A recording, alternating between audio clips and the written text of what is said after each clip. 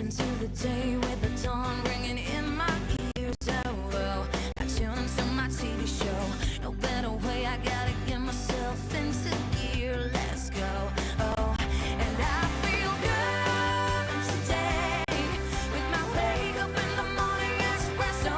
I feel good today. It's my feel good breakfast show.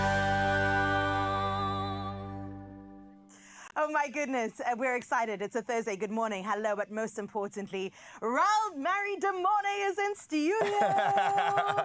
He is a married man. You better put some respect on his name, Raul. That's Welcome what's up. back. Oh, thank you so much. It's so good being back. I had a very, very short mini moon. I'll have to postpone the honeymoon, but I'm still so full of love, so full of all the good stuff from the weekend, and I just need to process it still. Show us your ring. Show us your ring. Look at that. Ooh. Dang, dun, dun, dun. Dun, dun, dun. Beautiful, isn't it? It is so beautiful. I feel like it's just like you, Raul. It is beautifully gold, like your skin, and then also just has that nice touch to it. You told me on the inside there's something special. So special. I'll maybe try to show you guys a little bit later if I can take it off, because it's already almost in permanent mode. But I've got some special stones in here, a very special engraving, and maybe we can talk about it a little bit later, because the people have come through with this one. Honestly, absolutely love it. Absolutely love it. But we're going to talk about it a little bit later, Mzansi, because the love elation is just real today. I'm going to be oozing it out. I love to see it, man. I know there's a very special somebody that also wants to wish you a beautiful marriage ahead, and her name is Zanele out in Joburg. What's up, Zanele? Oh, my Raul, congratulations. We are all so happy for you. And you know what? I'm so glad that somebody who's so full of love gets to experience another beautiful chapter of love. And friend, that ring, Sana, looking delicious. Listen, I'm falling for it. I'll be honest with you. The Friends and American Swiss came through with this one, but we'll talk about it in a bit, like I said, because I really can't get it off. It's like I need to put soap on it, guys. This one's permanent, I think.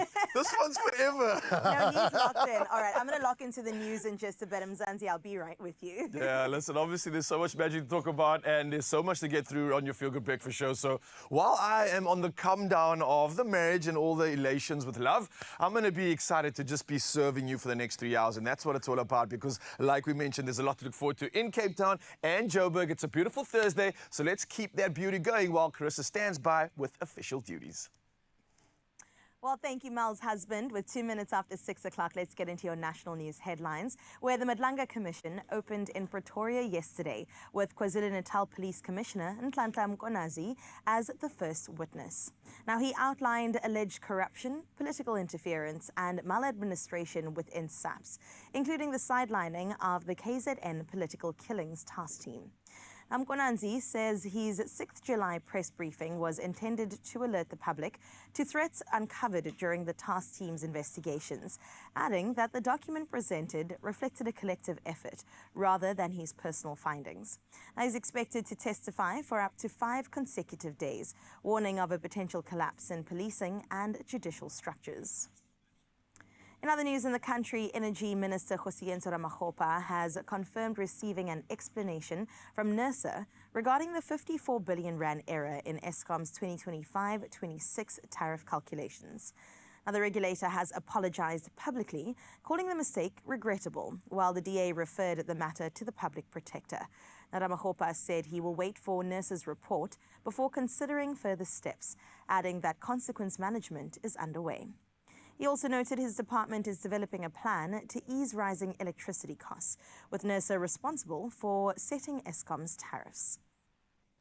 Looking further afield at your international news-making headlines, where Egyptian authorities are searching for a 3,000-year-old gold bracelet adorned with lapis lazuli beads that vanished from the Egyptian Museum's Restoration Laboratory in Cairo.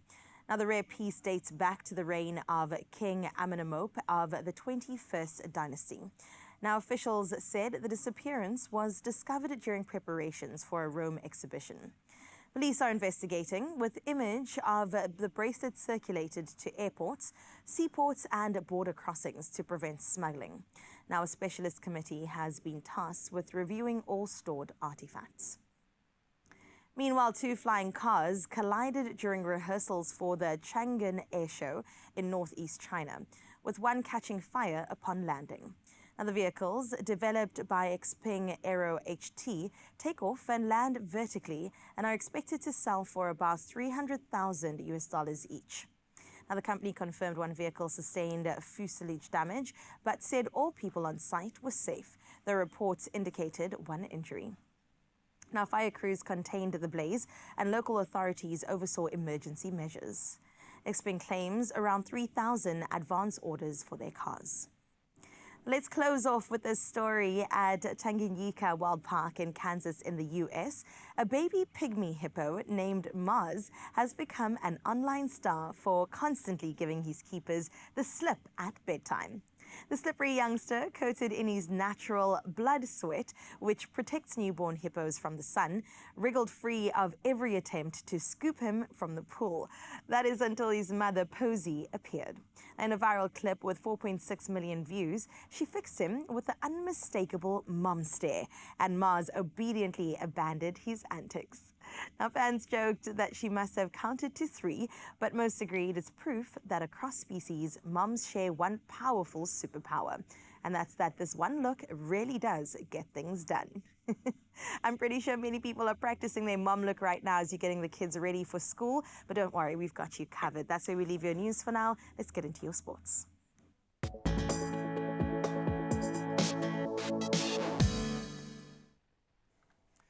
Thank you so much, Carissa. And back in the world of sport we go, and especially when we talk about rugby and this weekend's action. And the Springboks will be without Lotto as well as Apelile Fasi, and that's for the final rugby championship matches against Argentina. But Rassie Erasmus has resisted calling up replacements. And Jeslyn Colby, as well as Sasha Feinberg and Gomez Zulu, are expected to recover in time, while Bongi Mbunambi returns to the pitch. We'll move to athletics next, and World Championship action is taking place. And South Africa's Chepo Chite finished 9th in the men's 1,500-meter final at the World Championships in Tokyo. Tokias Portugal's Isaac Naider also took gold, and Zene van der Walt also missed out on the 400-meter hurdles final, while Wade van Niekerk and Sinasipo Dlamblile advanced to the 200-meter semi-finals. We move to rugby next, and the DHL Stormers have confirmed Springbok prop Wilco Low will return to Cape Town from the 2026-2027 season. Now, Low, who has 46 Stormers caps, rejoins on a long-term deal after a stint with the Bulls. And Director of Rugby John Dobson said his signing underlines the team's commitment to maintaining their renowned scrum culture. Well, lastly, we move to football action, and if you're a Liverpool fan, you can breathe. Virgil van Dijk's stoppage time header sealed Liverpool's 3-2 win over Atletico Madrid. And that was in a fiery Champions League opener that saw Diego Simeone sent off. Now in Paris, Kavichko Kvaratskhelia also shone as holders PSG cruised past Atlanta 4-0, with Marquinhos, Nuno Mendes and Goncalo Ramos also on target in a very dominant display. Well, we'll touch on sport once again, but for now, though, it's time to find out what's happening in the world of weather.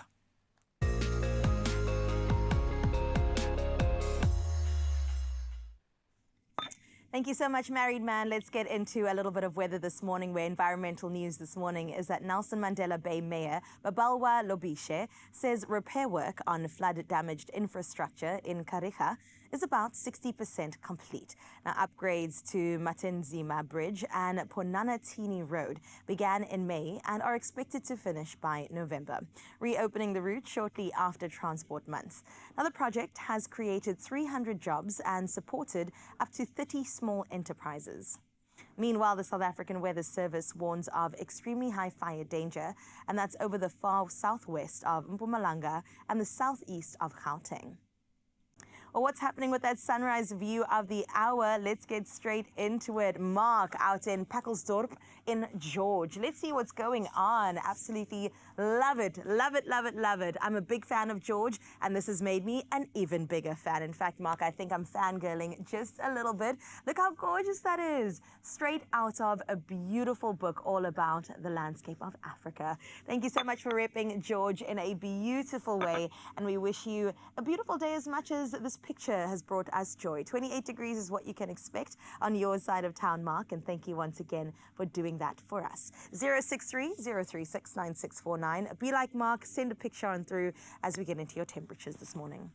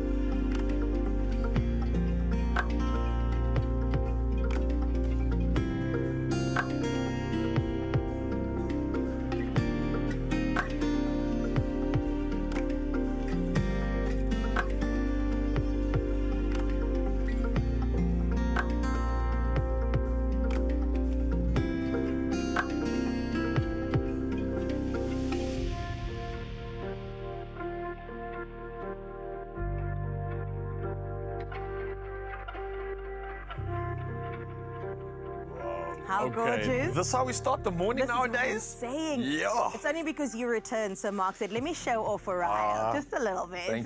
Thank you. I absolutely appreciate it. And I think this is the perfect time for us to get involved in a question, because it's not just you guys working on the front lines here, it's also us, and we're going to make it a two-way conversation. So it kind of feels like the season's definitely changing. You can feel there's this the ambiance in the air, right? So about 2 days ago, it was 100 days until Christmas. No ways, already? So we're under 100 days until Mariah Carey comes on through. It's time. We're going to hit the high notes because, yes, the festive season is approaching. It's also time to start saving. Ooh. So here's what's on the forefront. What's one financial hack that you wished you learned sooner? So let us know via the voice notes. The number's 063-036-9649. And don't forget that hashtag Expresso show. Now, there's a lot happening in the festive, and it does involve a lot of money. But we need to get ahead of it. And we need to like figure out a plan here, guys, because, we can't be Januarying so soon into next year again. So let's put a plan together. Maybe you guys can give us some tips and come through. We'll collate a list and take the best of the best and share it with you. I love that. I like the idea of a stock file. I'm just throwing it out there because you should start now already for when December comes. But you can let us know with your tips in just a little bit as we get into your Feel Good Breakfast show. We've just got started. Can you imagine where we're headed? Well, we definitely want to hear from you about your sound of spring. Personally, it's all about the birds. How about you, Ral? Anything that Mother Nature is serving, That's right. I'm dancing to it for sure. But speaking of dancing, there's another tone that you might want to look forward to, and that's when you are born to perform. And that's the conversation we're going to have around the corner, and it's all the way in Joburg. Zanelle is very excited for this one, and I think you know exactly why. But if you want to find out, don't go anywhere. We'll see you after the break. Alex. Only you can make my day.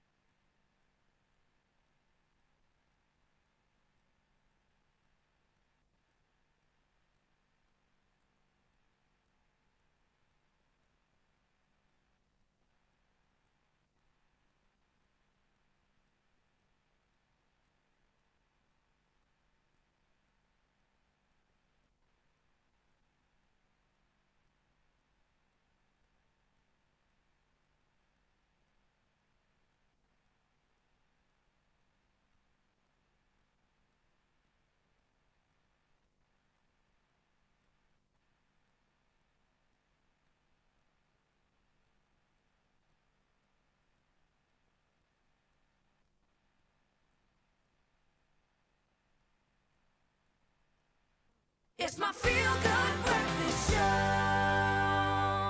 Welcome back, Mzansi. You are on your Feel Good Breakfast show right here on S3, and we promised you a beautiful show, which is exactly what you're going to be getting. And of course, we're coming to you live from the Samsung DQX in Johannesburg, and today we are getting to celebrate Theatre Gold. I am talking about a queen that has gone from the beautiful, bright theatre lights on global stages to even now making sure that she's inspiring education in a whole different way in the light of production. But on top of that, she's been a part of Mamma Mia. She's been a part of Hairspray. But today we get to hear about her beautiful workplace, which we get to call the Stage Work School of Performing Arts. And of course, this is where she is pioneering a new way for young people to learn all about production and all about the arts. And everyone, I'm so excited for us to celebrate her. It is none other than Gemma Marina. Gemma, how are you? Great, that was a beautiful intro. Thank you so much. It's you, and it's what the team wrote about you. Gemma, tell us. I mean, you're someone who wears so many different hats, from being a performer to being an educator. I promise you, I'll always there when your heart is filled with sadness. Guys, come back. And I'll carry you when you need a friend. You'll find my footprints in the sand. I promise you, I'm always there when your heart is filled with sadness and despair. I'll carry you when you need a friend. You'll find my footprints in the sand.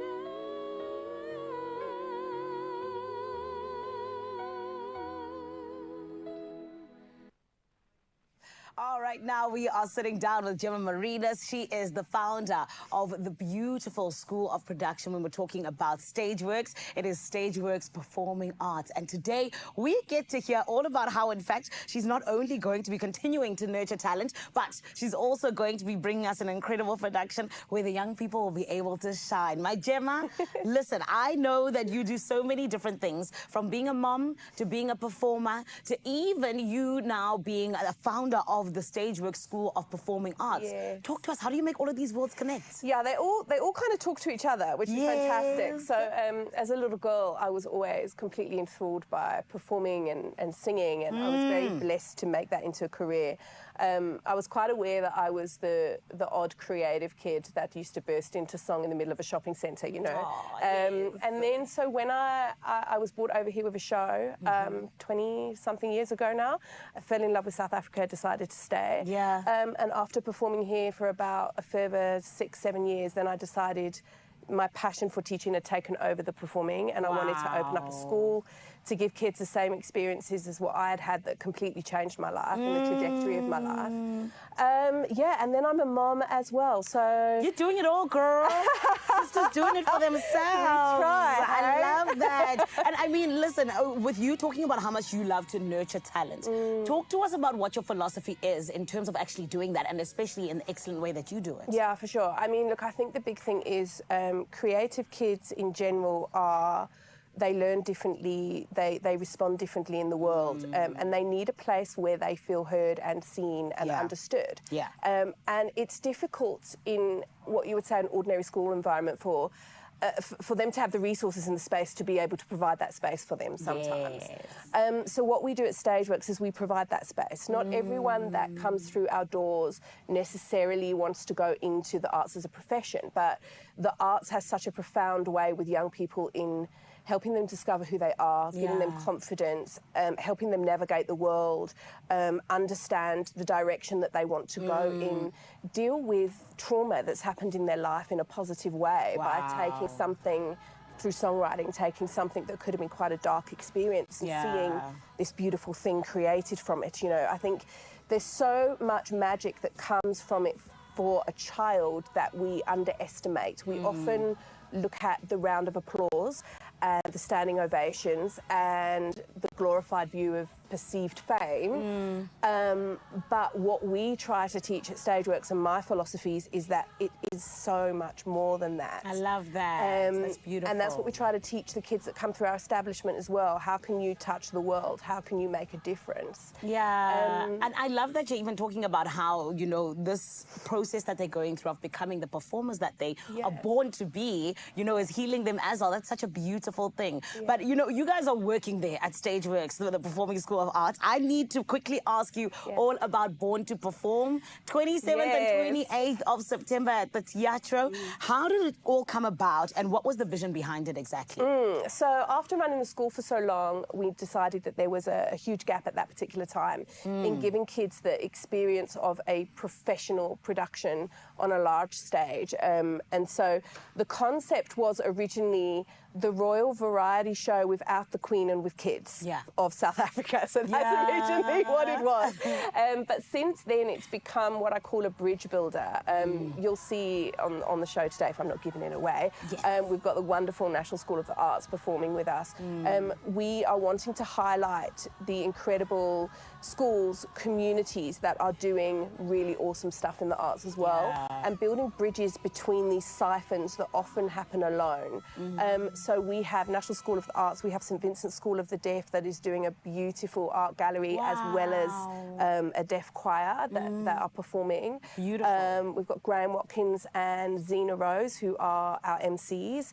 And then it's a fun, inspirational show that I think everyone's going to love. Beautiful. I love that. So we're going to come there and we're going to get inspired. For sure. Absolutely. Beautiful. Yeah. Well, Gemma, we cannot wait for it. And all the best to you and the family just for getting ready for that. Awesome. And we cannot wait to be there. Thank you. Thank you. And Mzansi, you got to make sure that you are there. It is the 27th and the 28th of September at the Teatro at Monte Casino. It is all about the Stageworks Performing School of Arts. And that is where you'll be able to see the youngins shine. Yes, I'm talking about the future of production and arts in South Africa. But I'm so excited for it. And this is why you can also get excited, because we're getting a taste of it in a little bit right here on your Feel Good Breakfast show. As you heard from Gemma, the National School of Arts Choir, they are here, as well as some of the incredible cast that is going to be there for Born to Perform on the 27th and 28th of September. While they get ready, we're going to jump on over to Cape Town. My Cape TZ family, I hope you're ready for everything that's still coming your way. Are you guys still good, though?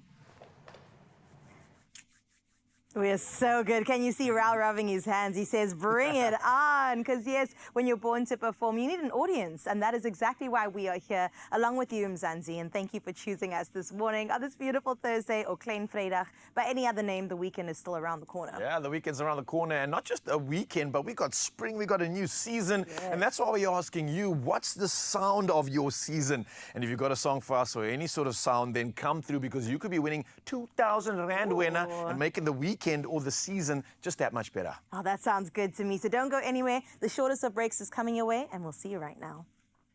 Only you can make my day.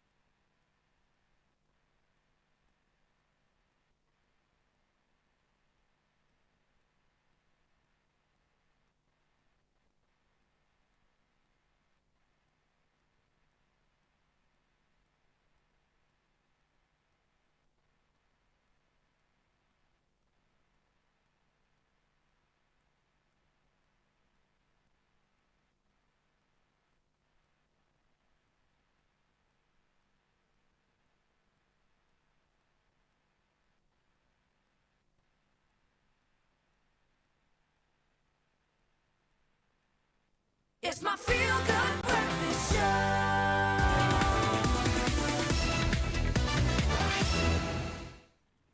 Welcome back. It is your Feel Good Breakfast Show, and let me tell you this, there is something so special about this season. The air feels fresher, the days shine brighter, and everything's just buzzing with new energy, new beginnings. And our friends are out at Game are dialing up the excitement with their Sound of Spring competition. It's like they just knew exactly what I needed, the ambiance of Mother Nature. But here's the real question. What sound screams spring for you? Now, is it the hum of the bees in the garden or the sizzle of a braai? We want you to reply to the competition post on our Expresso social pages and tell us your ultimate sound of spring using the hashtag #GotGame. Oh my goodness, and you know what the best part is? Some lucky viewers will get a live call from us to recreate their sound on air right here on your Feel Good Breakfast Show. Then pick one of us to guess what it is. And if we nail the guess, oh my gosh, so much trust between us, then you bag yourself 2,000 Rand, and that is a game shopping voucher worth 2,000 Rand. Yeah, so it's really simple, and we're going to kind of show you just how simple it is right Okay. now. I'm going to go for a little sound effect or something that really it gets me in the feel, All right, one of my I'm gonna favorite listen sounds. And then firstly. hopefully you guys at home can even try, but Chris is going to try and guess this one, okay? You ready? I'm going to put on my big lungs. Ribbit. Ribbit. I mean, it must be a frog or a toad. All a of toad. the above. It's a toad, not a frog, it's a toad. It's Well played. Okay, my one. Whoa. Are those birds and is it like butterflies? What is that? It's wind. Can you imagine the wind in your hair? Your beautiful tendrils. Sound as like you someone was driving. whispering secrets to me. Nature is whispering secrets That's to what's you. happening. It's Okay, I telling you got that you. new beginnings are afoot.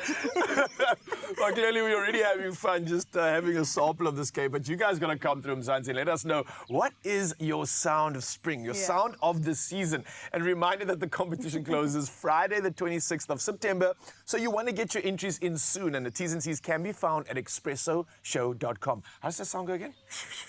Ribbit. Ah, yeah, the frogs in the wind.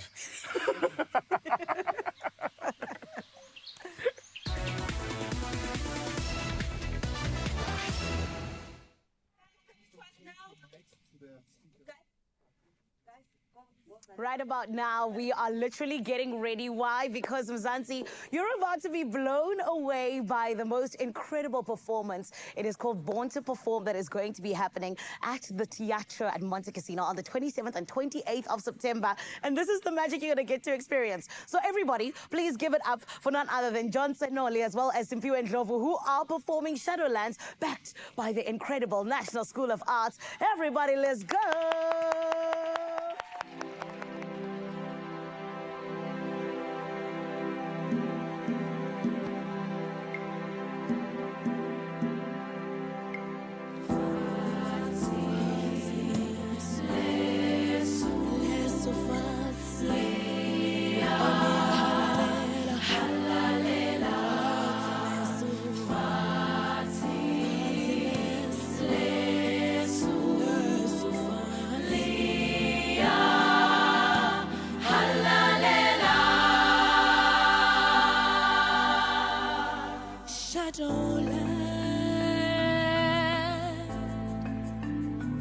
The leaves have fallen. This shadowed land, this was our home. The rivers dry,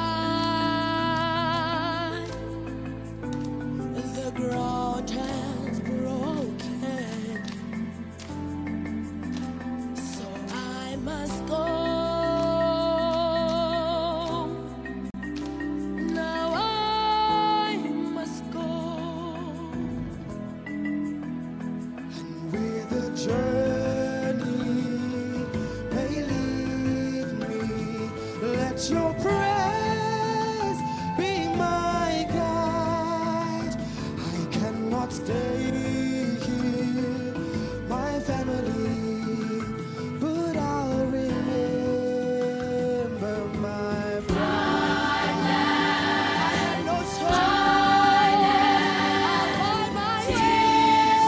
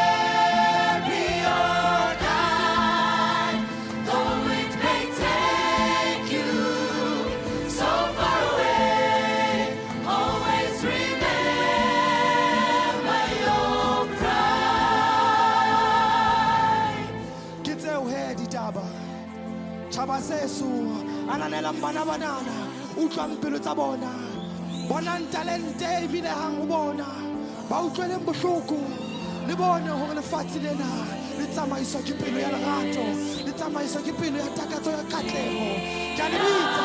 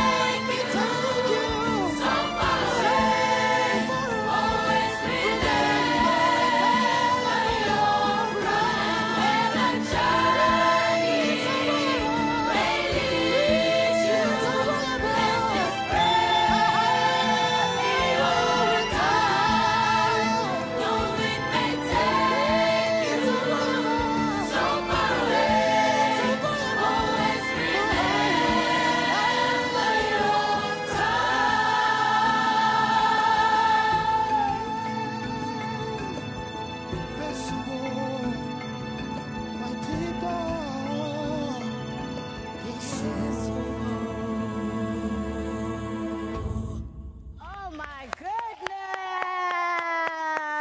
Oh man! Do you see that the future of the performing arts in South Africa is safe? I feel inspired and I feel so invigorated, and that is exactly what you are going to feel on the 27th and 28th of September at the Theatre at Monte Casino. Still coming up though, right here on your Feel Good Breakfast Show. Such a strong start to the day. We are going to be getting into how moderators as well as cancer are actually joining Sanlam's Champions for Change. And I cannot wait for us to hear about that because it's such a beautiful cause. And then we're also jumping on into a little bit of a recipe. The question is it a hot mess or a success? It's a TikTok recipe, okay? And it's called the Crunch Wrap Supreme. What is it exactly? We're going to be finding out together in a little bit. Make sure you do not go anywhere. You're still right here on your Feel Good Breakfast Show.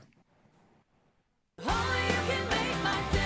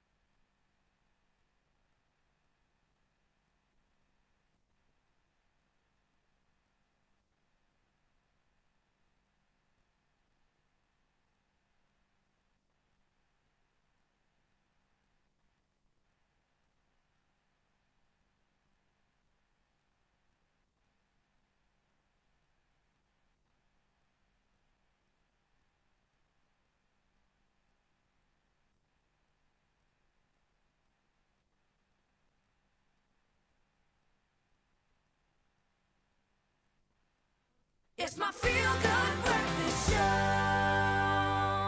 Oh yes, Mzansi, welcome back. Your Feel Good Breakfast Show as we open up on ST right now to some incredibly inspirational conversation. So my question to you right now is, how do you overcome your greatest fear? Do you try to outrun it, or do you face it head on and let it shape you? Well, today's guest has done both after surviving a rare blood cancer and undergoing a bone marrow transplant. Mulder Reiters not only celebrated remission, but also reclaimed her passion for running, pushing past limits, and conquering marathons along the way. Now, Dr. Marion Morkel, the Chief Medical Officer, says lifestyle diseases came through very strongly in the claims data, with cardiovascular and cancer being the two top causes of death and disability. Now, cancer claims under the severe illness category rose by 30% year on year, and prostate claims doubled in men, and breast cancer claims rose 33% in women. Now, Leilani Geduld, Corporate Relations and Sporting Events Manager at the Cancer Association of South Africa, joins Mulder today as we explore what it truly takes to rise above your fears. Well, ladies, thank you for being a part of this inspiration. How are we doing? We're doing good. Thank you for having us. And you're both looking absolutely incredible, I must just say. Mulder, especially you, after what I've heard that you've gone through and read, wow, you're looking like a glowing, radiating dose of inspiration. But let's talk about it, because it wasn't such a plain and easy road for you, right? Yes. You briefly got diagnosed with something quite serious. And I think a lot of people can maybe relate to dealing with a big obstacle like this. But how did this redefine you? How did you manage to maybe redefine the outcome that it put you in? Because being diagnosed with cancer is a big hit. This is something that can make you just retract and stay within yourself. But somehow you rose above this. Talk to me about this sort of journey. Yeah, when I was diagnosed with cancer, I'm a very positive person. Okay. And I said to myself, I didn't know how serious it was at the time, but I said to myself, this cancer, I'm going to fight it till the end, and I'm going to outrun it, yes. Because at the time, I was like running marathons when I was diagnosed with this cancer. And obviously, running marathons and not be able to walk, you know, it's like, was a big change. But it's like your power was taken away from you. I mean, at such a crescendo in your athletic career, having such a moment pull you back down, Yes. that's tough to deal with. Yes, it was very tough, yes, but my daughter will always remind me when I was so ill, laying there on that bed, I would always say to her, one day I'm going to get up and I'm going to run again, I'm going to run marathons again. And yes, being a positive person, I was speaking to myself all the time. You know, you have all those fears, the fears of your hair's going to fall out, the fears of what I'm going to do next, where's it going to end. But then I said to myself, I'm just going to switch off from all these fears, let it be, and I'm going to run with it. I'm going to identify one of those fears. And one of those fears was, will I be able to run again one day? Yeah. And I said to myself, I will take it as it comes, because it wasn't easy. For 8 months I was on chemo, and that really brought me down. And when I got the message still from the doctor that they're going to have to board me, it was like, oh yeah, I'm busy dying, and what's going to happen, you know?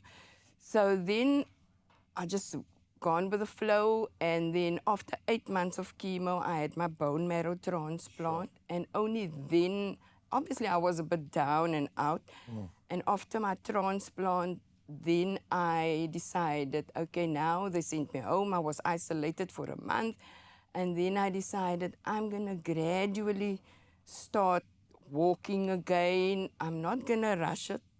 I will take it one day at a time, and I will just celebrate life. If I get there one day to run a marathon again, yes, but just to get up in the morning and just that you can open up your eyes again for what you've been through. You're now at home, you've been in hospital for that year for about 4 months in that, you know, if you add up all up the weeks and the days and all of that. But that dream and that intention didn't just turn into getting up out of bed.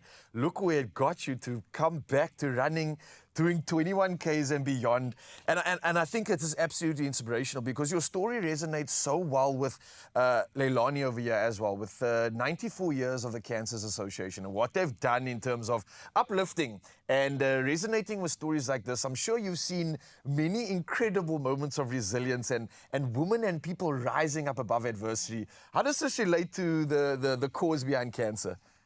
We have seen that, you know, people like Melda and so many cancer patients and cancer survivors and their families out there. You know, cancer's mission is to advocate for rights of patients. We also want to educate. We want to support the families out there. We provide for all the communities out there, lots of support and education awareness programs. And what's important is that people like Melda, we encounter them every single day at our cancer care homes, our cancer support groups. We have a telecounseling line, we have a helpline, and you know, we see this every day, the courage, you know, the tenacity of someone that's going through a journey that you won't even imagine. But for us at the Cancer Association, celebrating our 95th anniversary next year, we've been serving the communities in South Africa for such a long time. And for us, it's always amazing at our initiatives, our cancer events, that we encounter our survivors, the cancer patients who share their stories. And that's what South Africa needs. When you share a story, you know, people's courage, when they get up from where they've been, you know, South Africans know that. When you're down and you're laying flat on your back, you've got support out there. And cancer is one of those organizations that reaches out to so many communities. And when we get to events like the Cape Town Marathon, and with our Cancer Active brand that promotes a healthy, active lifestyle, and we see people do what they do, you know, running, whether it's running, walking, and cycling. But they do, you know, just to read, they actually teach us so many lessons that, you know, wake up every day. Like Melda explained, she just decided she's going to take each day. And us at Cancer Association, we're so proud to be associated with so many cancer survivors, cancer patients, even our volunteers. Our volunteers are made up of so many cancer survivors, and we appreciate them every single day. You truly do, and I wish we could just keep Melda here all morning because she really has a story of inspiration. I think we should be diving into more of it. So if you do find her online, then just speak to her about this story, because I'm sure there's so much to share. But can we talk about how people can get involved in both this year's Cape Town Marathon and also the Cancer Association's active efforts involved in the marathon? How can we get involved? How we can support more? Because clearly you're doing incredible things here right now. Well, we've been so privileged to be part of the Sanlam Cape Town Marathon campaign alongside Sanlam. And what people can do is go on Cancer's website, and specifically the Cancer Active webpage, all Cancer Association's social media pages, and look for Melda's link and Melda's story. And we've also got a link there on giveandgain.com where people can donate towards the cause when Melda takes on the Cape Town Marathon. So that's Give and Gain. I think the website's on your screens right now, Mzansi, so you can find that. But again, Melda, I can't thank you for sharing your story with us, for not giving up, for being the inspiration that I think is going to draw a lot of people back onto the road, out in the mountain, and get them running again. So that's because of you, lady. Thank you so much. And to both of you, I can't be more inspired, because literally, Melda's story was inspiration at its finest. And I think Sanlam has a boost for you too. If you're feeling a bit encouraged, here's your chance to kickstart your own health and financial journey, right? So Sanlam is giving one lucky Expresso viewer a Satrix investment account loaded with 5,000 Rand. Now, to enter, simply reply to the competition post on the Expresso social pages, and don't forget to use the hashtag #AfricanChampionsUnite. Now, entries close on the 18th of October 2025. You've got a little bit of time, but don't wait, and the T's and C's can be found on expressoshow.com. Thank you so much, guys. Thank you again. You've inspired me. I'm going to go get my running on, and hopefully I can replicate 21 marathons, 21 Ks in a year, which you did. And that's a bar that's been set. I can't wait to see what's next. Thank you. Pick your course, set up your campaign, and let your run create an impact.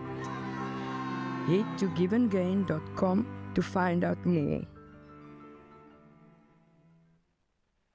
Well, listen, that inspiring moment has brought us back to the kitchen, because it's all about TikTok recipes, whether it is a success or a hot mess. So today, this recipe comes from 2005, and 20 years later, definitely has stood the test of time. It's all about that Crunch Wrap Supreme. I brought in, I was about to say my husband, not my husband, Mel's husband, somebody's husband, Ryle. And I feel like this is a nice little recipe that she would enjoy. She would, and so much so, I literally made tacos last night. Stop literally it. used a little bit of all these ingredients over here, so she would love it. And I love the fact that we're doing something different. So talk to me about it. What's the inspiration? I'm going to do you one better. I'm going to show you what this is all about. So let's have a look to see how we can recreate this.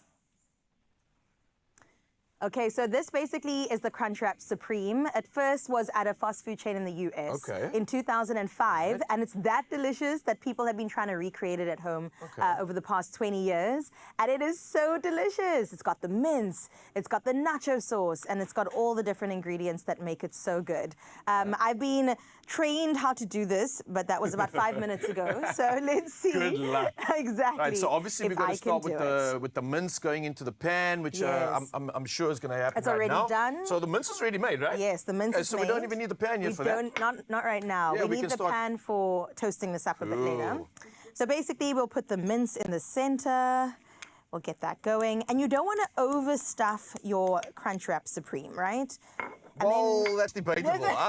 The way I saw that thing fold with the melted cheese, I might want to get a little bit full on. Get that burst of here's flavor the coming out of nacho it. cheese sauce also. Let's just put some of that on there. Saw that, yeah. Okay, delicious. And here's the crunch factor. So it's like a mini tortilla that's been toasted that we'll place right on top. Smart. Right? I was wondering what that is. Okay. The texture is going to be amazing. And then you like layer it up after that, right? Sour cream goes on. A little bit of health with some tomatoes and freshness from the lettuce. We'll also put some iceberg lettuce in there. Yummy. And then we'll go in with some cheese, because what is this without the cheese? What is anything Mexican Without the cheese. A little bit of mince and a little bit of cheese. Exactly. Another one on. So you're going to like double crunch here. Double crunch naughty. plus another. It's like a wrap and a wrap and a wrap, essentially. This is the tough part, though. Yeah. Okay, now I got to fold it. I saw that. It was a bit of a technique here, right? It's like this, and then you good. have to basically like go around. And then let's see. Okay, good. This so is far looking so good. Okay. Why did you ever doubt yourself? You know, I'm trying to make a hexagon, so as long as there's enough, not bad. That is amazing. I see 1, 2, 3, 4, 5 sides. That's all that Nailed matters. it. Nailed it. Okay, And so then now you we're have going to melt it out, toast right? it. And then just get it toasted. The pan's nice and hot for this one. Exactly. Hey, this is pretty cool. Isn't I it must so say. cool? So next time when it's Taco Tuesday, tell Mel, oh my gosh, I've got something better. Something even better. Something even better. So what is it, like a crunch wrap? What do we call this? Crunch Wrap Supreme. It's like a fakeaways, essentially. So we're going to cook this. Hopefully we can do justice and tell you if it's a hot mess or a big success. And we'll definitely be tasting this one. But if you maybe want to replicate some of this right now, go scan that QR code in your screens. It'll take you to the Expresso drop-down page with all the inspiration when it comes to cooking, when it comes to ingredients. It doesn't matter. Step-by-step guide. We got you covered. So you don't even have to think. Just stick right here on your Feel Good Breakfast Show. We'll be tasting this thing soon. Don't go anywhere. Oh, it looks good. I think it's browning does. already. Yeah. Ooh. Only you can make my day.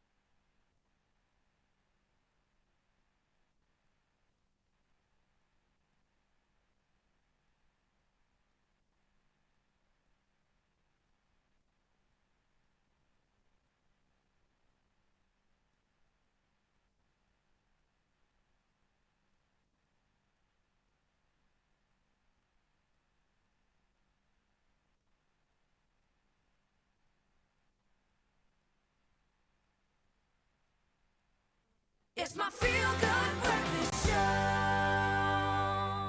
Welcome back. I'm Zanzi. It's your Feel Good Breakfast Show, and it's feeling a little bit like a Tuesday because we're giving you inspiration, and now we've got some health advice. So pay attention because we are here to serve you. Now, aging brings a priceless perspective, right? But it can also introduce health hurdles we don't always talk about. Now, one of those is hemorrhoids, and it's a condition many seniors face in silence.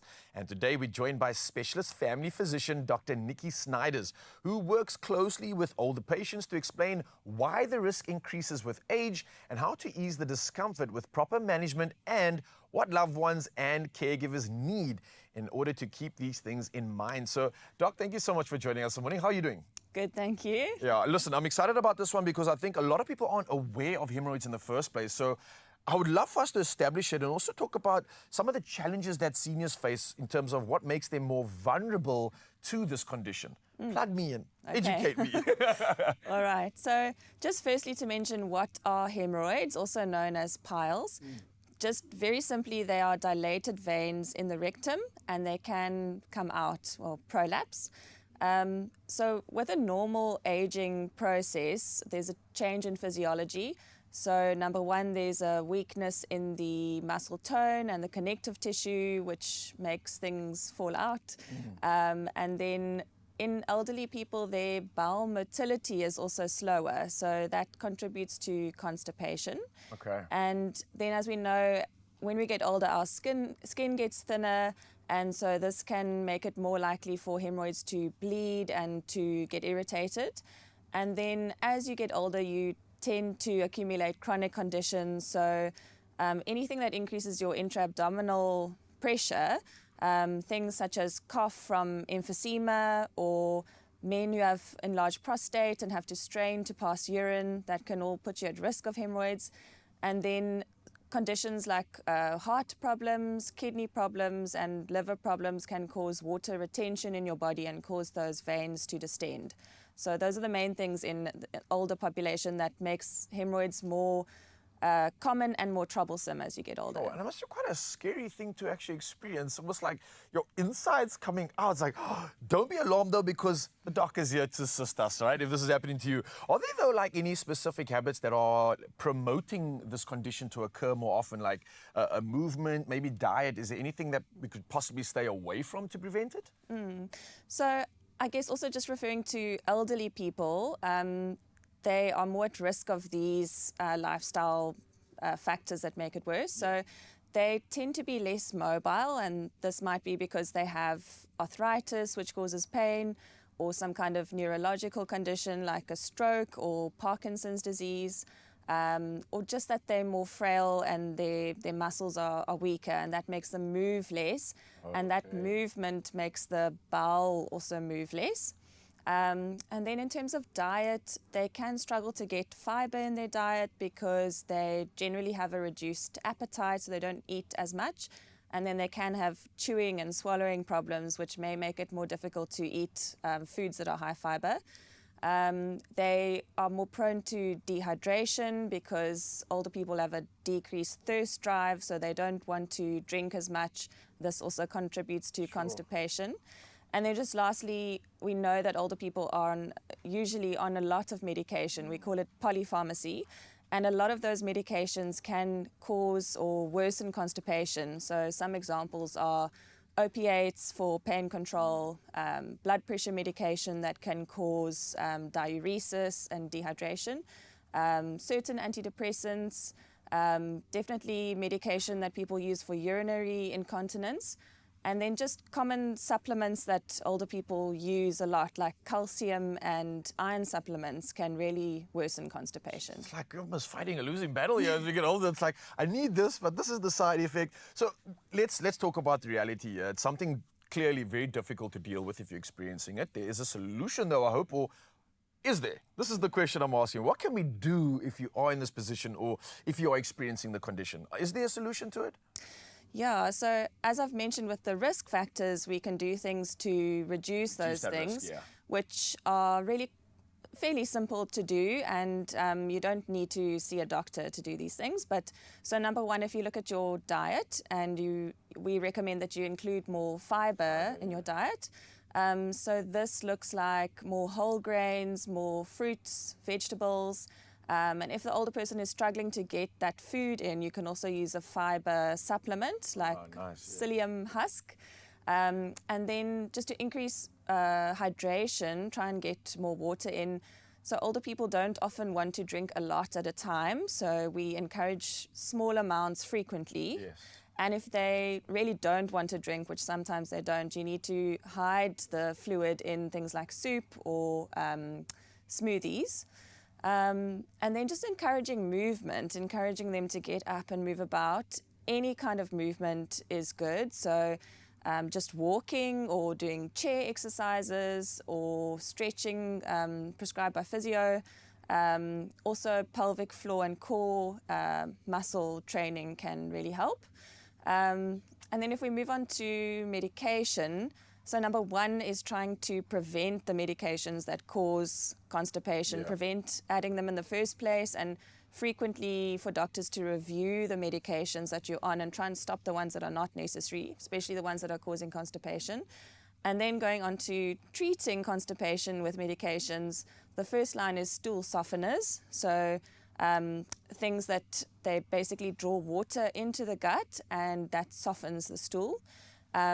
We don't recommend long-term use of stimulant laxatives, which is like senna, because your bowel actually becomes dependent on them and then they don't work as well in the long term. So those are for short term. And then just topical treatments for hemorrhoids, either ointments or suppositories. They often have a local anesthetic in them or cortisone, and this helps with the discomfort and the itching. And then sometimes you might need to use an antispasmodic, which is if you have a lot of pain when you pass stool, there might be a spasm of the anal sphincter. And so there are medications topically that can release that spasm. Sitting in warm baths, we call it sitz baths. These can help a lot with the skin irritation from the hemorrhoid, and it also relaxes the anal sphincter. And then if all of those conservative measures fail, there's something called rubber band ligation, which is a fairly simple procedure. It can be done in the doctor's rooms, usually a surgeon, and they basically place a rubber band around the base of the hemorrhoid, and that causes it to cut off its blood supply and causes it to drop off. Interesting. Okay. Yeah, so and that's very effective if all the conservative measures fail. And then if I may, I just wanted to mention sort of red flags for us as doctors and when we would recommend that people have a colonoscopy. So you may have hemorrhoids and have bleeding, but it doesn't mean that you don't have bleeding from elsewhere in the gastrointestinal tract. So we do recommend colonoscopies for those who are over the age of 40. If they have weight loss or anemia, hemorrhoids don't usually bleed so much to cause anemia. And then if there's any persistent change in bowel habits, so if you have weeks of constipation and diarrhea, and if there's a family history of colon cancer or polyps, then we'd recommend a colonoscopy. Well, Doc, this has absolutely been incredible. Thank you for this education. I think this is a conversation that does not get spoken about enough, but it's so good to know that there are certain solutions out there and we don't need to suffer. So, Mzansi, if you or a loved one is dealing with piles, know that you're not alone and that gentle, effective relief is available with products like ActiProct. Now, you stand a chance to win 2,000 Rand cash, and here's how. You simply have to reply to the competition post on the Expresso social pages and tell us the following. What food or lifestyle habit has helped you manage digestive health or ease symptoms like constipation? Now, don't forget to use the hashtag ActiProct in your answer, and the competition closes on Sunday, so don't wait. Your opportunity is here. T's and C's can be found at expressoshow.com. Thank you so much, Doc. That was awesome. Thank you. New ActiProct, the fast-acting gel for pile symptom relief. Reduces inflammation, relieves pain, soothes itch. Ask for ActiProct gel. New from Adcock Ingram, on-the-go convenience. 1 minute after 7 o'clock, it is time to get into your second hour of your Feel Good Breakfast Show. Let's start out with your news. Nationally speaking, Transnet's 3.4 billion rand investment in the Cape Town container terminal has been hailed as an economic boost for the Western Cape. Now, the port, critical for about 55% of the province's agricultural exports, has received new rubber-tired gantries, expected to reduce backlogs and improve efficiency. Now, Transnet said the, quote, ladies in red fleet fleet is part of the wider port and rail upgrades. Labour unions welcomed the move, citing job security and better productivity. Now, ports are seen as vital to strengthening the country's supply chain. In other news in South Africa, the Madlanga Commission opened in Pretoria yesterday with KwaZulu-Natal Police Commissioner Nhlanhla Mkhwanazi as the first witness. Now, he outlined alleged corruption, political interference and maladministration within SAPS, including the sidelining of the KZN Political Killings Task Team. Mkhwanazi said that the 6th of July press briefing that he went through was intended to alert the public to threats uncovered during the task team's investigations, adding that the document presented reflected a collective effort rather than his personal findings. Now, is expected to testify for up to 5 consecutive days, warning of a potential collapse in policing and judicial structures. Now, internationally speaking, President Donald Trump began his unprecedented second state visit, that's to the UK, with pomp and ceremony in Windsor, greeted by King Charles III, Queen Camilla, and senior royals, including Prince William and Kate. A military flypast, a carriage procession, and a state banquet underscored the grandeur. Trump and First Lady Melania also laid a wreath at Queen Elizabeth II's tomb at St. George's Chapel.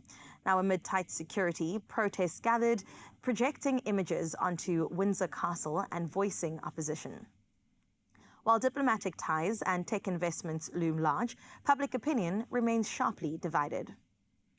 Meanwhile, Egyptian authorities are searching for a 3,000-year-old gold bracelet adorned with lapis lazuli beads that vanished from the Egyptian Museum's Restoration Laboratory, and that's in Cairo. Now, the rare piece dates back to the reign of King Amenemope of the 21st dynasty. Officials said the disappearance was discovered during preparations for a Rome exhibition. Now, police are currently investigating, with images of the bracelet circulating to airports, seaports and border crossings to prevent smuggling. A specialist committee has been tasked with reviewing all sorted artifacts. Now, let's close up with the story, bringing it back into our continent, where Nigerian chef Hilda Bassi has made history again, officially confirmed by Guinness World Records for cooking the world's largest dish of jollof rice, sitting at 8,780 kilograms. Thousands gathered in Lagos to witness the feat, prepared in a 23,000-litre custom pot with 4,000 kilograms of rice, 500 cartons of tomato paste, 600 kilograms of onions, and 168 kilograms of goat meat. Now, after 9 hours of cooking, the steaming dish was joyfully shared with the crowd. Now, Bassi, who became a national sensation in 2023 with a 93-hour cooking marathon, now adds yet another world record to a growing list of achievements. And I have a feeling that she is just getting started. Congratulations once again to our African queen, and we wish you all the best with your success. So we leave your 7 o'clock news. It's time now for your sporting highlights with Rao.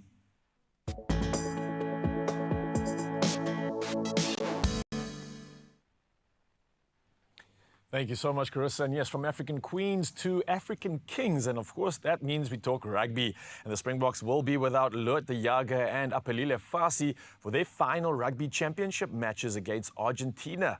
But Rassie Erasmus has resisted calling up replacements. Now, Cheslin Colby and Sasha Feinberg and Gomez Zulu are expected to recover in time, while Bongi Mbonambi returns to the pitch. Well, athletics championships are taking place right now, and South Africa's Chepo Chite finished 9th in the men's 1,500-meter final at the World Championships in Tokyo, as Portugal's Isaac Neider took gold. Now, Zane van der Walt also missed out on the 400-meter hurdles final, while Wade van Niekerk and Sinesipo Dambile advanced to the 200-meter semi-finals. Well, back to rugby locally, and the DHL Stormers have confirmed Springbok prop Wilco Low, who will return to Cape Town from the 26-2027 season. And Low, as 46 Stormers caps, rejoins on a long-term deal after a stint with the Bulls. And the director of rugby, John Dobson, said his signing underlines the team's commitment to maintaining their renowned scrum culture. Well, lastly, in this edition of All Things Sport, we move to football, and Virgil van Dijk's stoppage-time header sealed Liverpool's 3-2 win over Atletico Madrid in a fiery Champions League opener that saw Diego Simeone sent off. Now, also in Paris, Kavica Kvaratskhelia shone as holders PSG cruised past Atlanta 4-0, with Marquinhos, Nuno Mendes and Goncalo Ramos also on target in a very dominant display. Well, we'll keep displaying all the things that serve you, and next up is traffic, and Carissa has the latest.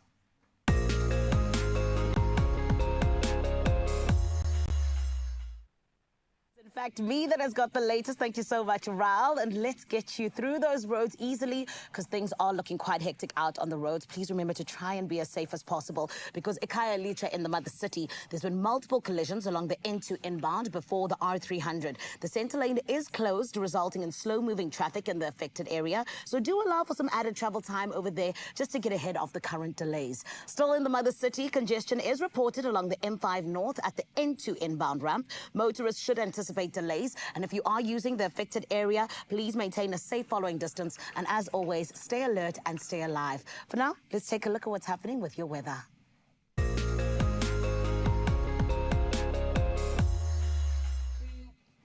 In environmental news this morning, it is that Nelson Mandela Bay Mayor Babala Lobishe says repair work on flood-damaged infrastructure in Kariga is about 60% complete. Upgrades to Matanzima Bridge and Bonanatini Road began in May and are expected to finish by November, reopening the route shortly after Transport Month. The project has created 300 jobs and supported up to 30 small enterprises.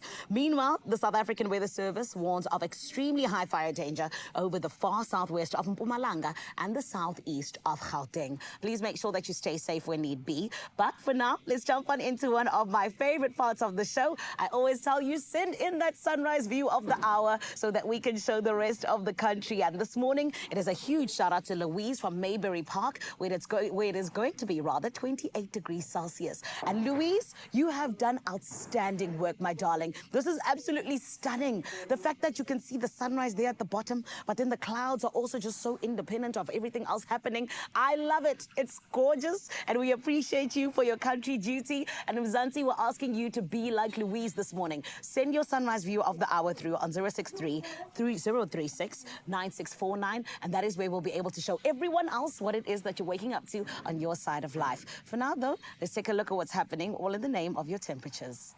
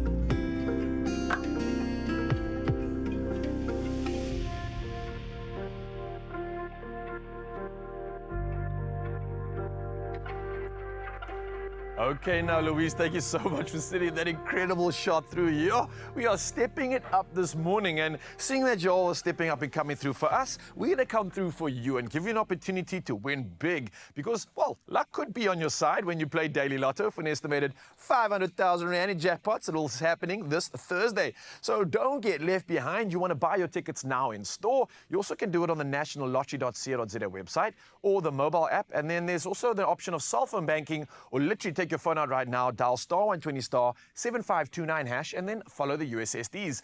Now, we also put all these details on our social media, Expresso social media pages, so you can literally go check it out right now, which will allow you to panda, push, or play the Daily Lotto for an estimated 500,000 Rand in jackpots, all happening today. That means you can win big, but only if you play. So I'm going to send some good luck your way, and yeah, keep that winning energy going right now.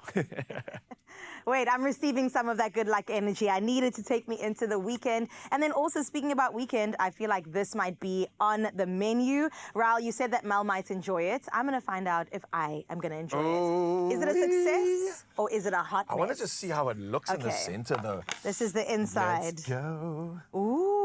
Oh, my word, that looks good. That looks incredible. All right, let's see. Success or hot mess? I feel like I should just bite down the middle. All right. Obviously, Mzansi, while she's tucking into this good stuff right now, a reminder to scan the QR code whenever we're in the kitchen, because you can get recipes like this. Wow. And clearly also maybe getting a reaction like this, because is it a success? Is it a mess? Immediate Woo, success. okay now. Wow. Yes, please. That's what's happening, Mzansi. I'm clearly going to tuck into this one as well on the Goodness. break. But don't go anywhere, because the magic continues in just a little short while. All right. Yeah, My it's our turn. turn. Thank you.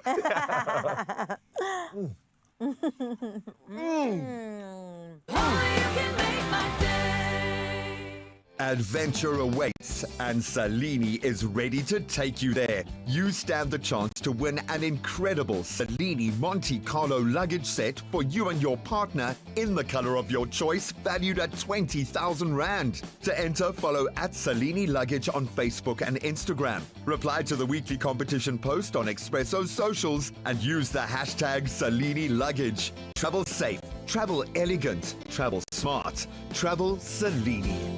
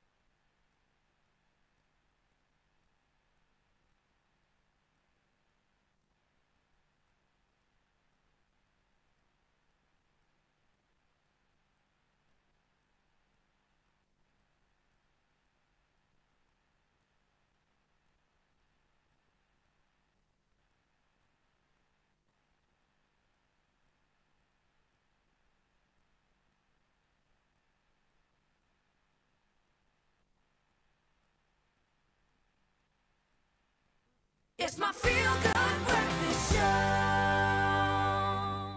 You're still on your Feel Good Breakfast show, indeed, right here on S3. And today, my friends, did you know that you can spring clean your finances? Yeah, it is the season of us making sure that everything around us is clean, and we want your wallet to be squeaky clean in the best way possible. It is all about what are the decisions that you're making between now and festive season, because those can affect what happens then in 2026. And this is why today we've decided to bring along two incredible minds that truly know how it is that we can have our finances in tip-top shape and are going to be helping you with some of the things you may not know. So please can we welcome to our Feel Good Breakfast show. It is none other than Sulet van Niekerk from the Stellenbosch Business School Executive Development, as well as Hiten Kashav, the founder of the Unconventional CA. Let's give them a feel good welcome.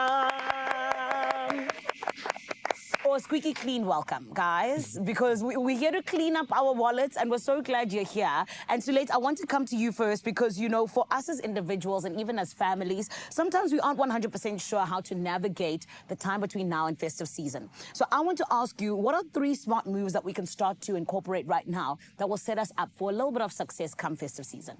Good morning, Zanele, and to the audience, and thank you very much for having me this morning. Thank you. So, for me, it's always about starting with your financial goals. What is it that you want to achieve? Short term, medium term, and long term. Yeah. And you want to jot down those so that you're quite clear, especially as we head into the festive season, to say, what do we want to focus on for the short term, but also set us up for the long term? Yes. Then, my second tip, budget is an essential. Ooh, some of us are so bad at that. Yes. I know, right? It's never the easiest thing to do, but the budget is where magic starts to happen. Yeah. When you start to track your actuals against your budget, and you can see, how am I doing against this plan that I set up for myself or for the family? And then lastly, got to focus on paying off debt and saving, and they go hand in hand. So it's a bit of a balancing act between the two, but critical to also bring that into your overall plan. I love that. Those are such functional ways, I think, to get us into a good space. You know, 'cause we always hear about them, and even using them in conjunction, I think that'll get you to some squeaky clean moves, yeah? Absolutely. But Hiten, please can you tell us, because, you know, there are so many small business owners who sometimes find themselves in a bit of a fix at this time of the year.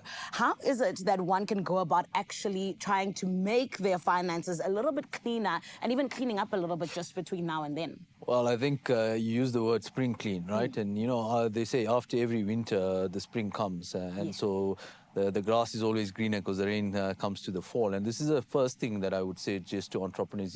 If you're in a hole, the only aspect to start with is changing your mindset, your mind frame on how things have been. Let go of the past and look forward to a new starting, a new beginning. And discipline comes into that perspective. So let's just mention financial discipline from a budgeting perspective. You find a lot of entrepreneurs don't manage the expenses and the income. The income flow and the outflow on the expenditure side don't match. And so having a projection over the next 3 to 6 months, what is it that I'm predicting to come into my bank account? What are my fixed expenses that I need to manage? And how do I navigate that for myself so that I understand what do I need to be chasing and getting in from a business perspective, most importantly. And now also it's festive period and that. So if you're in the space of selling products or online stuff, the demand is going to be there, and be smart about how you manage that demand, because it might be cyclical where you get a lot of business now and then you will have quieter periods later on. Don't go and spend all that money because it's December coming out. You know, the simple analogy I say, be disciplined now to avoid pain in February and January. I love that, and they can be such painful months. There's so much worry there in January. Exactly. You don't want it as a January. You know what I mean? Exactly. But Sulate, I also know that, you know, just as Hiten is saying, there's so many different things that are coming up now where people are going to be having a big demand and everything else. But we also want to go and spend because Black Friday is coming up. How can we make sure that we plan and budget for this period that is on the way, just to be, you know, in the right way of really not overspending as well as falling into debt? Yeah. Definitely, and I know a lot of people are looking forward to Black Friday and seeing what is out there. It really starts with making a list of what are my needs. So what do I really need versus what are some of my wants? And to be very clear on those two, because they're different, right? And we just have limited funds available. And then to do some research around how much is it going to cost of those items that you want to spend on, and shop around. Don't go for the first deal, but the research starts now already. So when the numbers are, or when you go to the shops, you want to be clear on what is it costing now, so that when it comes to Black Friday, you know exactly, is this a good deal or not? And then you can also set your budget limit right now to say, well, this is what we want to spend when it gets to Black Friday, so that you don't go over that limit. And you've got got your nice list. This is what we need right now. This is how much we're going to spend. And so when those deals do come up, you're ready and well prepared for it. Beautiful. And Hiten, I mean, I feel like there's so many ways in which small businesses rely on credit in Q4. Can you tell us, how can they use it efficiently without digging a hole for January? Well, you mentioned the actual word hole. Never ever take credit to dig yourself a hole. Use it as a bridge to enable you to grow your business. Yes. So, for example, don't take credit out to pay unnecessary expenses that are wants. Rather, base credit to use for future stock purposes, future sales, guaranteed orders that you have that will bring in money back so that you can pay that credit off and not dig yourself that hole where you've taken the credit because, no, I need a personal finance. And make sure that the credit that you take, if you're running a business, is for your business and not for your own personal perspective. To take you to Dubai. Yeah, exactly. Not for Dubai, not for your holiday. Exactly, itself. Use the credit as an enabler to grow your business. For example, we were speaking about Black Friday now. Black Friday is an opportunity to grab onto new sales for your business. Use credit to rather enable you to invest in marketing your business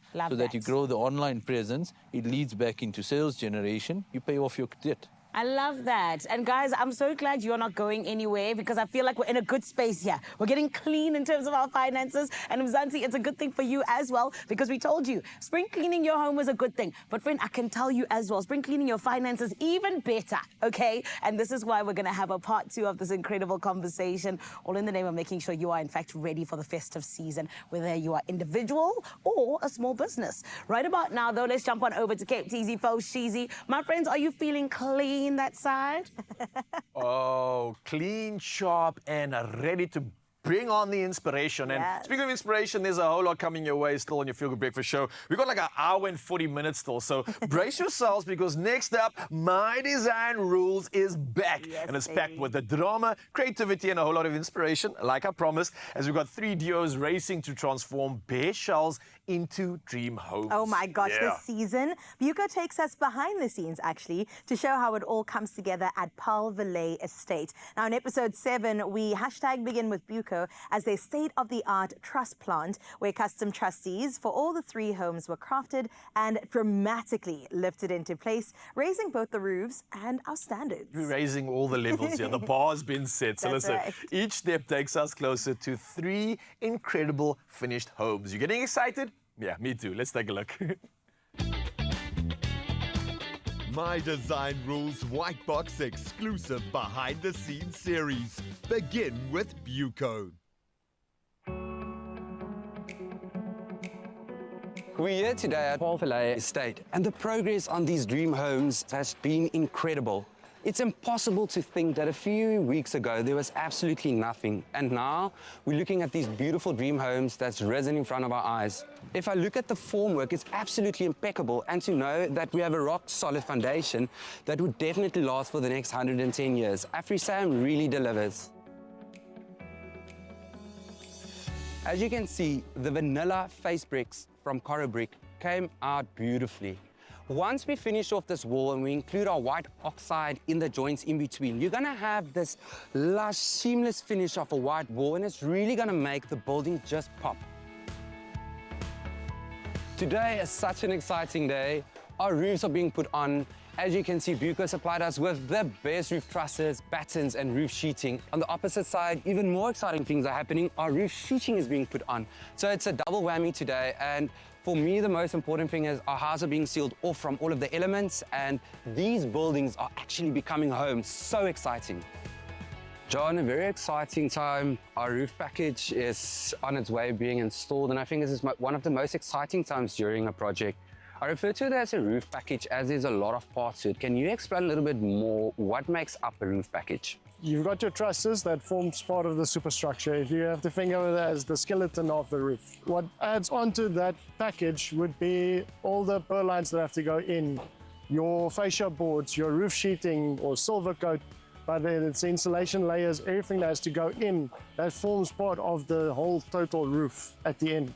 What is really important to notice is once our roof package has been installed, our building goes into a state of equilibrium, which means that our load is being transferred perfectly down the load-bearing walls into the foundation, and that's how our building keeps on staying upright. Can you explain and elaborate a little bit more about this? For us to get the design on the roof, it has to go through the engineer, and they have to calculate where our load-bearing walls are. So the load from the roof, your shear force, everything has to be calculated to be that your load-bearing walls are sufficient to handle the load coming from the roof side. Very important to note that this is custom made. It's been custom engineered specifically for our homes and supplied by Buco. Yeah, it made it a lot easier for us and for our team with the installation as well. If everything from a supplier comes correct to the project, then the installation team just gets a lot easier for them to do their installation as well. When designing roof trusses, we specifically look for a roof plan, and then the plan will give us all the information that we need, such as roof covering, pitch, angle of roof, overhang, building dimensions, everything that we will need that is critical to the design for the roof truss. The actual process of manufacturing is where myself or Jeremy goes to site. We measure the actual building on site physically to check if the measurements or what they've built is exactly the same as what's on the plan. Then the job cards will be given to the guys in the factory. They'll pull the timber, make sure that's the right timber and nail plates, which the cutter will then cut a sample. The jig will be made, making sure that all the joints are closed. Once Sammy is happy with that, after inspected, the whole job will be cut and the nail plates will be put in. It'll be partially nailed, put through the roller where it's fully embedded into the timber. It will be stacked. Once the trusses are all done, we'll do the paperwork and it'll be loaded onto the truck, which include the site documents and the roof plan. The roof plan markings will correspond with the trusses that we've made, and each and every truss will then have its individual marking. And that will be loaded and will be dispatched on the date that we've promised the customer. A roof without the roof truss doesn't exist. So the truss forms that integral part of the structural integrity of the roof. And therefore, it's critical that that is correct. We have a responsibility to make sure that your truss is designed correctly and that it is safe. We apply safe building practices. And therefore, we can reassure you that when we supply you a roof truss, it has passed that test and it is structurally sound. We get audited once a year by ITC, which we need to adhere to certain codes and standards, making sure that the right grade of timber, the right size of timber, the plates that we use are all 100% correct. We constantly supply a high quality of trusses at the right price for the customer at the right time.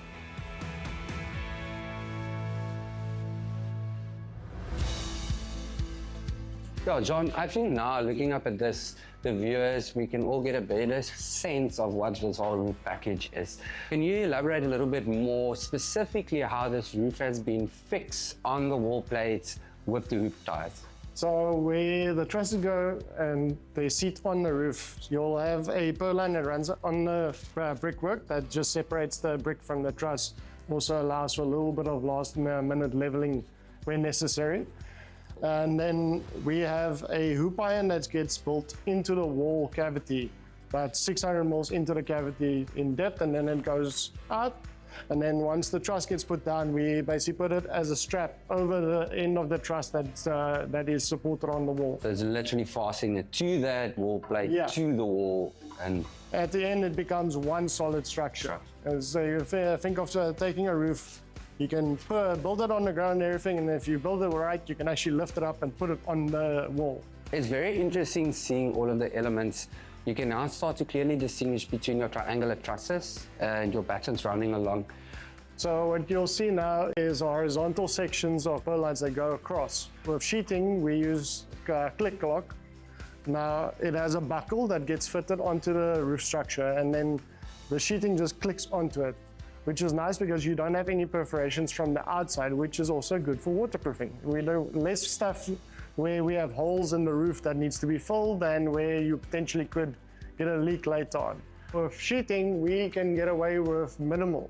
Yeah. And it can be spaced a lot further because we just need to have the right amount of buckles going down the line, depending on the length of the sheeting. For me, it's always like the most important part when the roof comes on, because then you know your windows is most probably in, and you really now enclosing your house. It's sealed off from all the elements. And I also think this is kind of the last step for our contestants as well.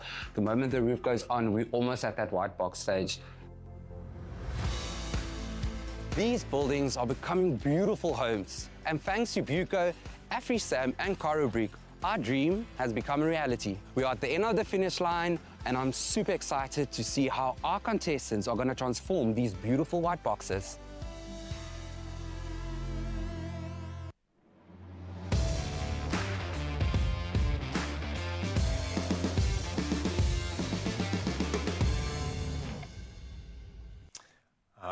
Education coming through at its finest. A lot of this we didn't even know before, but it's so cool to see just exactly how the magic is coming together and how we get one step further to white boxing. So you need to stay up to date with every step of the Buco behind the scenes series on Buco's Buildwares YouTube channel.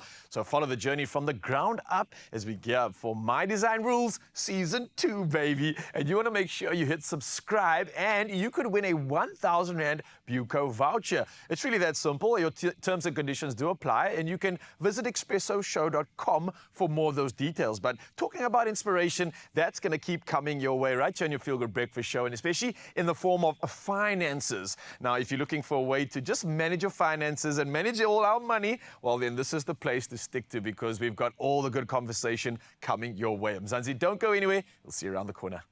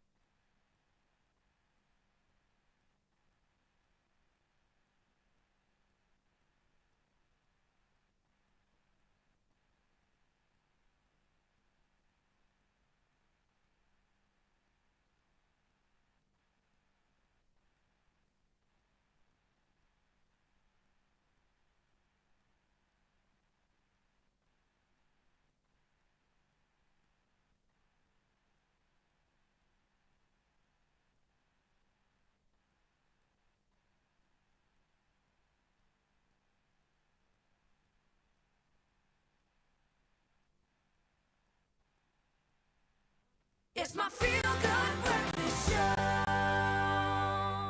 Welcome back, Mzansi. We missed you. I know it was only 2 minutes, but we're so glad we're here together again, all in the name of, in fact, getting into a very important conversation. I'm talking about spring cleaning your finances. And today we're sitting down with two incredible minds that are letting us in on how, in fact, we can get ourselves out of a little bit of a hole if we're overspending or possibly just feel out of control when it comes to our wallet. So, everyone, it's still Sulet and Hiten that we're chatting to. And guys, I feel like you've already given us such incredible tools just to move forward in terms of now and festive season. But Sulet, I will need to ask you, because there are people who feel like they're in a hole right now, and it genuinely feels like they don't know what to do. What can you tell us, you know, in terms of trying to at least just breathe again and stop the bleed? What can we do? Yeah, Definitely. So I know this sounds like a bit obvious, but start by looking at your bank statement. Okay. You would be surprised how many of your debit orders that you thought you cancelled is still going off there. That's true. Yeah. So you want to be very clear. What are you spending on? Then next, have a look at your budget. What are you spending on, and potentially where is there a bit of maneuvering space to reduce? And it might be things like just shopping around for different insurance premium. You'd be quite surprised if you do that, what other rates you can get. And then it's also looking at things like what side hustles can you start? Where can you get a little bit of extra cash coming in? Yes. Just to help you get out of that hole that you've digged yourself in. Yeah. And then once you are there, it's to say no more. I'm sticking to the basics. These are my needs. Yeah. And the ones like the holiday and things like that can wait for when things are going a bit better. For when I'm rich, okay? Always. And it's in, I mean, I feel like, you know, there's so many entrepreneurs that deal with the fact that sometimes income is a little bit inconsistent. I think you mentioned it earlier on where you were like, you know, there's the periods of the money coming in and the dry periods. Can you tell us how can we still deal with that inconsistency, but then at the same time still be building a little bit of a cash buffer when things are tight? To use it, I took the words away from me, using the word cash buffer. Yes. So when you start your business, always understand what are your fixed expenses, right? And make sure that you pay yourself a fixed salary accordingly. Because when you have those cyclical times where you make a lot of money, you want to use that to create that operational reserve for yourself, at least a 3 to 6 month buffer, so that when times are quiet, you can still pay yourself the same amount at the same time. So that gives you that consistency on that end, but you don't then have to worry about, listen, because it's quiet time, how do I now pay myself on that end? It also allows you then to focus and see from a diversification perspective, how else can you introduce complementary products into your business so that you can then account for that down season in your business itself. So that use it smartly on that end, so that you don't treat your business only as a lifestyle, but you're addressing what your lifestyle needs are, but you're treating your business also as a business and you're giving it the deserved respect. Take your business seriously, essentially. And to let you know, there's so many ways in which I think that we always have to look at our debt, right?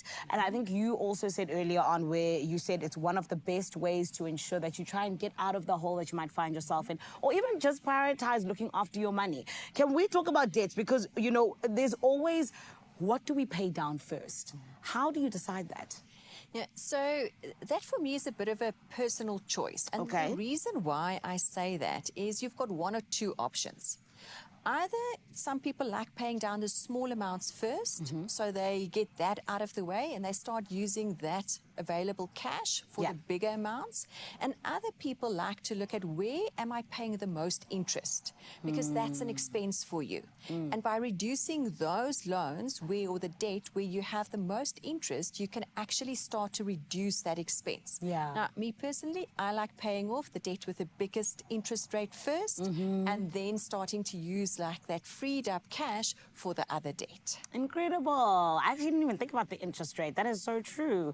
And, you know, just us looking at even just the ways in which we can now see all of our debt and put it in one place. Hiten, what is one spreadsheet or tool that every business should be incorporating into just looking after their finances? Cash flow tracker. Okay. You need to make sure you have a cash flow tracker so that you can assess what goes into your bank account, what's going out of your bank account, and you can then categorize between your expenses, what are the different types of expenses, whether it's utilities, rent, stock, operating expenditure. And Dubai, exactly, not Dubai. And if it is Dubai, be very mindful and note that this is a problem because your habit and your behavior is not addressing the growth of your business. So using that cash flow tracker, not only for currently what's going on in the current month, but to forecast and predict what's going on over the next 3 to 6 months will help you. Now, many entrepreneurs will ask, okay, where do I get this, right? There's a lot of free tools out there on our website, on our business website. Go there, there's a hub. There's free templates for entrepreneurs and SMEs. Amazing. They're welcome to go and download it at no cost. So it's built out there for you. You just need to research and use it. I love that. And where is that we can find it? The website www.unconventionalca.org. Amazing. Guys, thank you so much. I feel like you've just equipped us with so many tools to be able to make it to December successfully. So thank you. Perfect. Thank you. Oh my goodness. Mzansi, do you see the kinds of conversations we like having with you? It's ones that are truly going to help us out and allow you to be smiling come 2026, and more than anything else, to truly financially be spring cleaned the right way. Right now, though, there's so many things that are still coming up right here on your Feel Good Breakfast Show. And my Cape TZ Foshizi family, over to you. What's going on? Oh. What an insightful conversation. No, absolutely loving this Thursday. This Thursday is feeling like it's giving everything. Inspiration, good doses of the magic stuff. right. You can even hear the conversation in so Joburg in the excited. background. They're still pumped for it. But we got something to talk about. Mzansi, obviously we asked you a question this morning and you all came through with some answers. Well, listen, we said as festive approaches, we cannot deny it is knocking at our doors. And of course, it's time to start saving. I know, don't come for me. It's just the truth of the matter. What is one financial hack that you wish you learned sooner? I'm trying to save us all, as Ralph said earlier. January, we don't want to be worrying. I'm already worrying about it, Chris. No worrying over here. So let's look at the comments so that all of us can take some notes. Yeah, Geraldine Leslie Job comes up first. I wish I learned to save that 10% of my salary on a monthly basis at the beginning of my career. Wow. But Geraldine, maybe it's not too late, you know, but that's a great tip. Start great now, tip. 10%. That's a cool little sort of number to stick to. And put it in those savings accounts that you can't touch, okay? Yeah. You have to give notice for 30 days. Throw the card away. Exactly. Mark Gavin, what's up, family? The 369 manifestation method. Good morning, Expresso show. I learned it sooner, but hey, you got to spoil yourself too financially. Okay, Mark, you can't just go drop a 369 like that And then then not. us noobs that have nothing or no idea about it. Like, wow, I'm going to go Google that. The 369 or whatever that is, I'm here for it. Gary Orkham also says, just fast. 16 to 18 okay, so fast for 16 hours and then eat for 8 hours, and then you'll be amazed how much less you spend on food. A liter of milk alone lasts me 3 days, where it used to last a day. Yeah. I love that. That's crazy. Okay, that Wow. is a beautiful thing, Gary, and some really great, useful advice, practical advice. Marilee Esteazen, good morning, Expresso fam. I'd say save as much as you can, or get gift cards at various stores. Store money in there in case you need to buy something at the shops. Oh, I love that. You can just swipe the gift cash cards, and no cash is laying around. You might get tested and use it on something you don't even need but want to have. That's clever. That's a great one, because even the retailers have the gift cards. Yeah, and think about when you're budgeting, because a lot of the time we put a budget away for food, a budget away for insurance, etc. But then we just take the money and spend it. So now instead, put that budget into an account where you normally buy your food and groceries, and then you can only buy food and groceries. That's it. That's so smart. That's very smart. Got you. I might start doing that along with my stokvel, because I'm still maintaining. Our parents knew exactly what they were doing. We'll be back after this short break. And listen, we still have more recipes to get into, so don't go anywhere.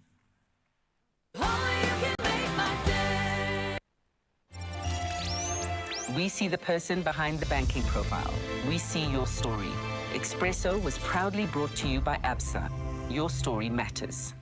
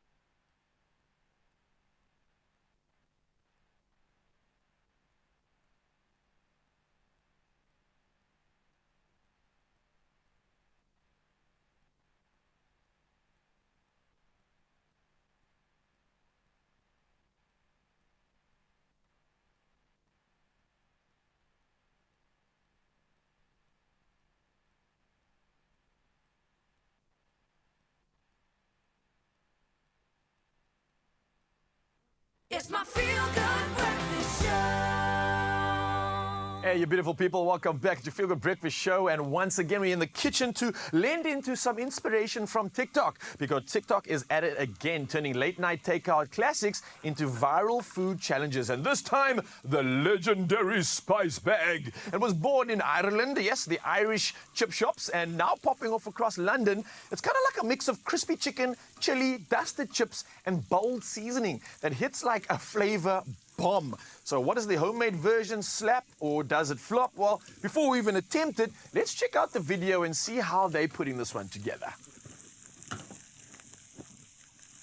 Okay, I see chips, I see chicken, adding some...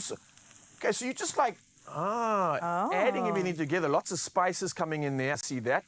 Sauteing a little bit of onions and peppers, and then some more seasoning, it seems. Throw it all in the bag and voila. Okay. This is fun. This is something I could get down with. And this is cool for like meal prepping on the go. Like quickly grab your bag and go. And eat out of the packet while you're walking around. Yeah, all right. Well, I want to find out if this is really as good as it looks. You're already starting to saute a couple of the things I'm there. softening it up over here. I've got some nice green and red pepper, some onions also caramelizing beautifully, and then we'll throw the ingredients together on your side. Nice. So we've got a lot of spices and a few things here. Part of the ingredients does include sugar. So if you're on a big diet, then maybe you want to not add so much sugar in, but it adds to the balance of the spices coming in here. And we've got a lot of them. We've got paprika, a bit of chili. I'm not sure if this is the all-spices mix. Yeah, this is a nice one. And then, is this garlic? Yeah, I think it is. Garlic powder and then a little bit of salt and pepper. Again, Mzansi, you can scan the QR code right now, get all the ingredients for this recipe that we are attempting, and it's been inspired by TikTok. So this is this spice part kind of like all done. Can I smell that? What a combination. What do you think? Ooh, that's good. Poof. I smelled a little bit too. Goes into your lungs. Sorry, a lot of powder, a powdery sniff there. It's delicious though. But this looks perfect. Lovely colors. And now we're kind of just going to mix it all together, right? Yes. Well, you can actually mix it in here. Oh. No, we should mix it in the bag. I don't know. Let's mix it in the bag. Yeah, sure, I mix it in the bag. I got some of the powder coming at me now. So, like the recipe seemed to show, you kind of just throw everything together. So, we got the spices in here. Actually, let's use the bag. Let's use the bag. Let's use the bag. All right. Maybe we should watch it again just to get some inspiration. We got the ingredients. Let's see how they put it together, Mzansi. We're struggling with this one. Okay, Pull out the recipe. That's the finished product over there. All right. But how do we get it to that point? They've done the chips. They've done everything else. They've done the spices. How do they mix it together? Okay, so we've done the onion mix. Oh, they do put it in the pan. Oh, let's chuck it all in the pan and then in the bag. Okay. Oh, okay, in the pan, in the pan. So we chuck it all in the pan now. Now that everything is sauteed, we've got our chicken. Oh, I see why. Chicken and chips. Because it's almost like the oiliness around so that the spice holds onto it. Now let's get the spices involved. All coming together. Boom, boom. Lovely. This is so cool. Oh my gosh, I've never experienced this before. I'm gonna do a little, like 2 more little sprinkles. Okay. And then we can mix that up, and then it goes in the bag. Yeah. Now we put it in the bag, and then maybe the gravy goes in the bag? Yeah, it does at the end, so let's just be careful with this one. How are we going to do this? Okay, this is heavy. a two-man job, and it's a little bit hot, so be careful when you try this, Mzansi, but it's going in our bag right now. Whoops, you might get some casualties, but that's okay. Oh, my word, this is actually happening. I'm excited. Okay, nicely done. That was quite a tricky part, so maybe just be careful if the kids are using that because the pan does get hot. Now, do we throw the gravy in here or on top of every... It looked like they did it at the end. I think we take the bag, let's shake it up. Added more flavor in the bag. Whoa, this is crazy, yeah. Pop a little bit more in there. Okay. Pop a little bit more in there. Let's shake it up some more. It's like a seafood boil. You know those ones? I've seen that before. Yes. Nice. Okay. So now I'm going to take it out the bag. Maybe just pop it on this plate here so we can see what it looks like. And then we can pop the sauce on. It's definitely mixed together perfectly in the bag. I can tell you that much. I'm so curious. Wow. Look at that. And then the gravy. Everybody on TV, I think, is going, oh my word. Like, this is the kind of thing I want on, like, a Gatsby or something. Give me a kibba like this, baby. You got me down and dirty. This looks amazing. Okay, let me grab the paddle. I was supposed to be fasting and taking notes from that 16-8 We rule lost from that the comments. long ago. But no longer. I'm going to add a chip to mine as well. Oh, my word. Are you ready? Ooh. Bit of sweet. Bit of spice. Hey, it is a bit of sweet, a bit of spice, but darn it, it's nice. Whoa. I thought it's going to taste completely different to this. I thought it's going to be like a bomb of spicy flavor, but it balances so well. It's got the sweet, it's got the savory, it's got the umami-ness as well. It's got the health of the peppers. What are we saying here? It is a... It's a success! Wow. We had a good day today. And the fun involved in making this one. I love it a lot. Yeah, it's kind of like an Yummy. experience, eh? I like that. Man. Okay, Zanele, we're going to keep eating this. We are out in London, baby. Don't mind us. Where are you? We see the person behind the banking profile. We see your story. Expresso was proudly brought to you by ABSA. Your story matters. Darling, I'm in Johannesburg, okay? And I'm fine here, thank you, because we're having important conversations, but that does look delicious. But something that isn't always so great is when people pass away without a will. And this is why in National Wills Week, from the 16th to 20th of September, we are getting into why wills are so important and what it is that you can do to make sure that you and your loved ones are sorted when it comes to that. And today, we actually get to sit down with someone who has all of the details we need when it comes to wills and just what we actually mean when we say you're leaving behind a legacy and allowing your wishes to be honored when you're no longer around, and that it's not just a piece of paper. It is, of course, none other than Dylan Subramanian, who is here to let us know how each and every individual should safeguard their future and that of their loved ones. And, of course, he is the head of fiduciary advisory and fulfillment at ABSA Trust. Everyone, let's give him a feel-good welcome. Dylan, how are you? I'm very well, Zanella, and yourself? I'm amazing, thank you. Awesome. Dylan, I'm amazing because, do you know what? There are so many of us who do not have wills in this country. It's less than 15% of South Africans that actually do have them. And I need to know, why is it that so many of us, we just do not actually take it upon ourselves to get a will? Why is it so low? And what are the consequences of families that are left behind? Zanella, it's such an important question. And if you look at South Africans in general, I think it's why they delay estate planning is just that discomfort, emotional topic of mortality. And also included is the lack of understanding when it comes to legal requirements of getting a will done and the misconceptions that go along with it. Yes. So if you look at it, some people believe that they are not wealthy enough to have a will, but a will does not only deal with your wealth, it deals with guardianship for minor children. There's a lot of other important topics that go along with it in a will as well. I love the fact that you just said that it's not only about money, because I think a lot of people actually think that. Yes. And it really is just about your wishes and what you'd want even for your loved ones. 100%. That's so important. But let's talk a little bit about the misconceptions of wills, because just like you even said now, some people don't 100% know what it's for. Yes. What are the things that people aren't 100% clear about when it comes to wills in South Africa? I think it boils down to, if you look at young people as an example, I think young people fail to understand the unpredictability of life. And then again, another topic is obviously understanding that sometimes wealthy wills only meant for wealthy people. But like I said, you need to deal with other topics in your will as well. Yeah. And it also it boils down to people not actually understanding what a will does to your loved ones after you passed away. Yes. I think that's also very important to grasp the importance of getting a will and ensuring that your will is valid at the time of death. Incredible. And I'm so glad we're having this conversation, because we know that Wills Week is all about access to justice as well as information and public education as a whole. But what role does ABSA play as a financial institution in allowing this all to work together and allowing people to be in a better place when it comes to wills? 100%. So Wills Week was started by the Law Society of South Africa. It's been around since 2008. Yes. We at ABSA support this initiative. I think it goes back to what the couple of questions you asked previously, is that we want to educate the South African public and bring more awareness around the importance of wills and having wills in place, and how does it actually protect your loved ones when you're not here any longer. So we are enhancing our tools, the way we do business. We bring in that empathy conversation and the professionalism to those conversations to ensure that we do support our South Africans around this topic. And you're doing it amazingly, Dylan. We appreciate you guys. I mean, even you being here and us having this conversation is exactly that. But let's talk about about estate planning, because we know it's not just about wealth, it's about responsibility. What is it that you would say to young people who aren't 100% clear about why it is that they need to have a will? You know, let's say it's someone who's a single parent, an entrepreneur, or even just someone who doesn't even have kids or any real dependents. Yeah. What would you say they need to know? Well, if you look at a young person or young professional, I think it's an opportunity to start at an early stage to dictate where your assets, especially digital currency, if you look at that example, where that should go to after your death, and helps you plan it.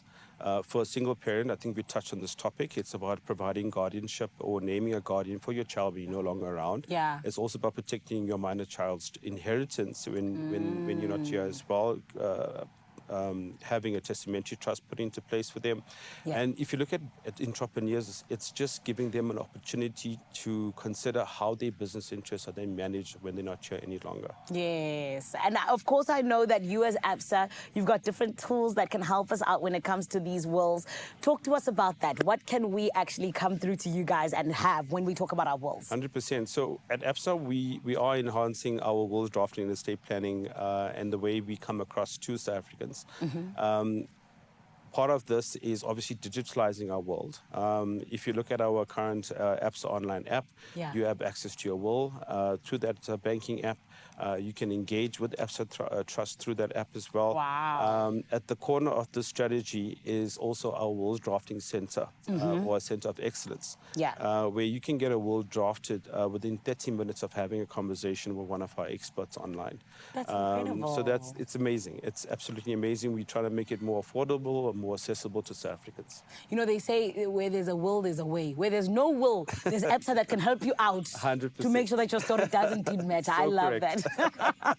But Dylan, thank you so much for the great work that you guys are doing. I think it is so important. And even with you talking about, you know, that there's ways that you help us to draft our wills as ABSA, what are some of the different drafting misconceptions that there are around wills? Can you just touch on that as well? Yeah, 100%. So if you look at some of the drafting misconceptions, like I said, wealth, being wealthy and needing a will, that's one of them. Yes. But I think more importantly, it's around just making sure that you get your will, what's the word I'm looking for, redrafted or reviewed on a regular basis. Amazing. I think that does definitely help the misconceptions. It helps you plan for the future.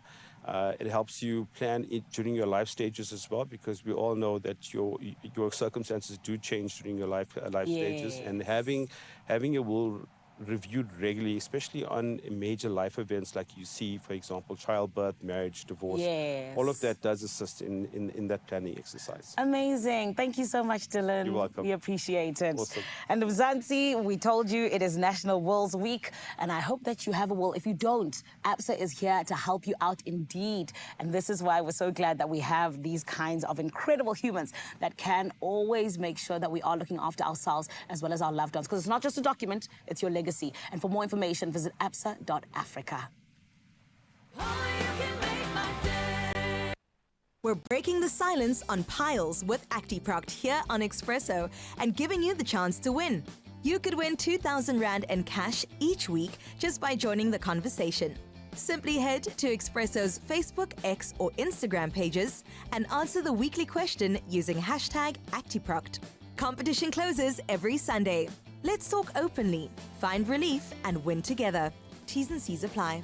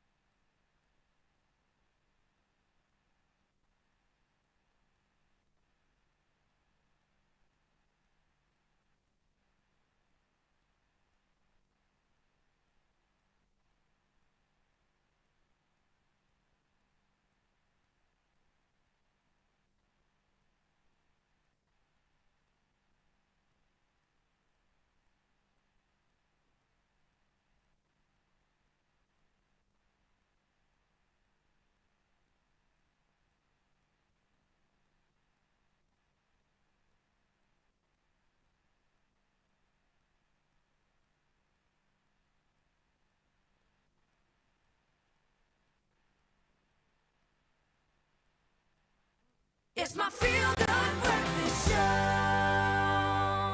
It's true, it is your feel-good breakfast show. Welcome back. It's just gone 2 minutes after 8 o'clock. Let's get into that final hour of some more feel-good, starting out with your national news first. Now, the Hawks raided Polokwane municipal offices yesterday amid allegations of corruption against senior officials, including Mayor John Mbe. Now, acting on a court order from the Polokwane High Court, investigators seized documents linked to alleged tender irregularities and the misuse of funds. Now, complaints were filed earlier this year accusing Mpe and municipal manager Thuso Nemengumoni of awarding contracts to associates and channeling money to a foundation tied to the mayor. Now, the raid marks an escalation in efforts to ensure accountability in local governance. In other national news, Transnet's 3.4 billion rand investment in the Cape Town container terminal has been hailed as an economic boost for the Western Cape. Now, the port, critical for about 55% of the province's agricultural exports, has received new rubber-tired gantries, expected to reduce backlogs and improve efficiency. Transnet said the, quote, ladies in red fleet is part of a wider port and rail upgrades. Now, labour unions welcomed the move, citing job security and better productivity. Ports are seen as vital to strengthening the country's supply chain. Looking further afield, here are your international news making headlines, where almost 200 Zambian villagers have filed an $80 billion lawsuit against Chinese-owned Sino Metals leach after a toxic spill from a Kitwe copper mine tailings dam in February. Now, millions of litres of acidic waste reportedly contaminated rivers, fields, as well as homes, killing livestock, crops and aquatic life. The villagers allege severe health problems, environmental destruction and poverty caused by the disaster. Now, they demand compensation and relocation funds. A pollution control firm later alleged the spill was 20 times greater than the official company estimates. Meanwhile, President Donald Trump began his unprecedented second state visit to the UK with pomp and ceremony in Windsor, greeted by King Charles III, Queen Camilla, and senior royals including Prince William and Kate. Military flypasts, a carriage procession, and a state banquet underscored the grandeur. Now, Trump and First Lady Melania also laid a wreath at Queen Elizabeth II's tomb at St. George's Chapel. Amid tight security, protesters gathered, projecting images onto Windsor Castle and voicing opposition. While diplomatic ties and tech investments loom large, public opinion remains sharply divided. Now, let's close off with this story looking into wildlife, specifically at the Tanganyika Wildlife Park in Kansas in the U.S., where a baby pygmy hippo named Mars has become an online star for constantly giving his keepers the slip at bedtime. The slippery youngster, coated in his natural blood sweat, which protects newborn hippos from the sun, wriggled free of every attempt to scoop him from the pool. That is until his mother Posy appeared. In a viral clip with 4.6 million views, she fixed him with the unmistakable mom stare, and Mars obediently abandoned his antics. Now, fans joked she must have counted to 3, but most agreed it's proof that across species, moms share one powerful superpower, and that is that one look that gets things done. We all are very familiar of either receiving or giving that look on many occasions. It just gets things done. So we leave your 8 o'clock news. It's time for your sports now with Rao.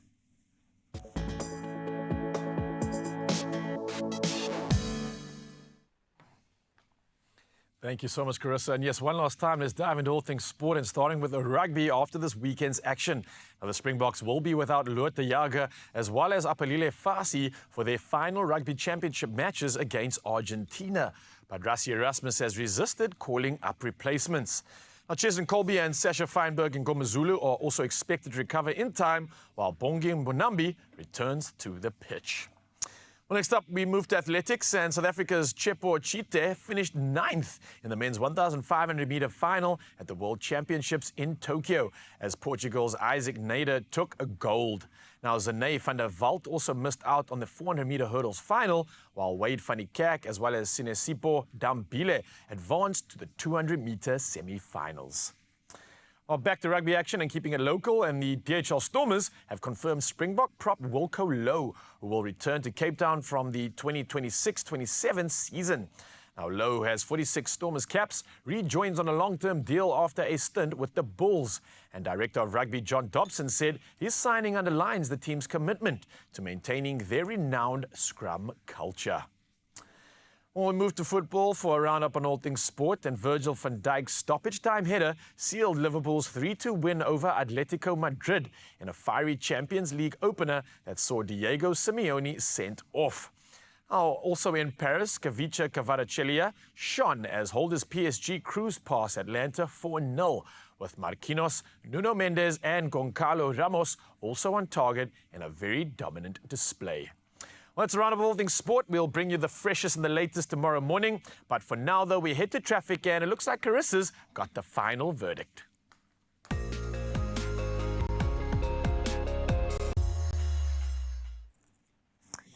Well, thank you to our married man, Ryle. Let's get into what your roads are looking like out in Gauteng. In Johannesburg, an accident has occurred on the N1 northbound after Beyers Nordia Drive. Now, currently, the right lane is closed, but no current delays are being experienced due to exercise some caution. That is what we urge you to when passing by the affected area. Now, moving over to Cape Town in Khayelitsha, heavy congestion is being experienced on the N2 outbound, and that's at Baden-Powell. Now, motorists are advised to consider alternative routes to avoid extended travel times. And wherever you're headed out this morning, Mzansi, please stay safe and make sure that you arrive alive. That's where we leave your roads for this Thursday morning. Let's have a final look at your weather.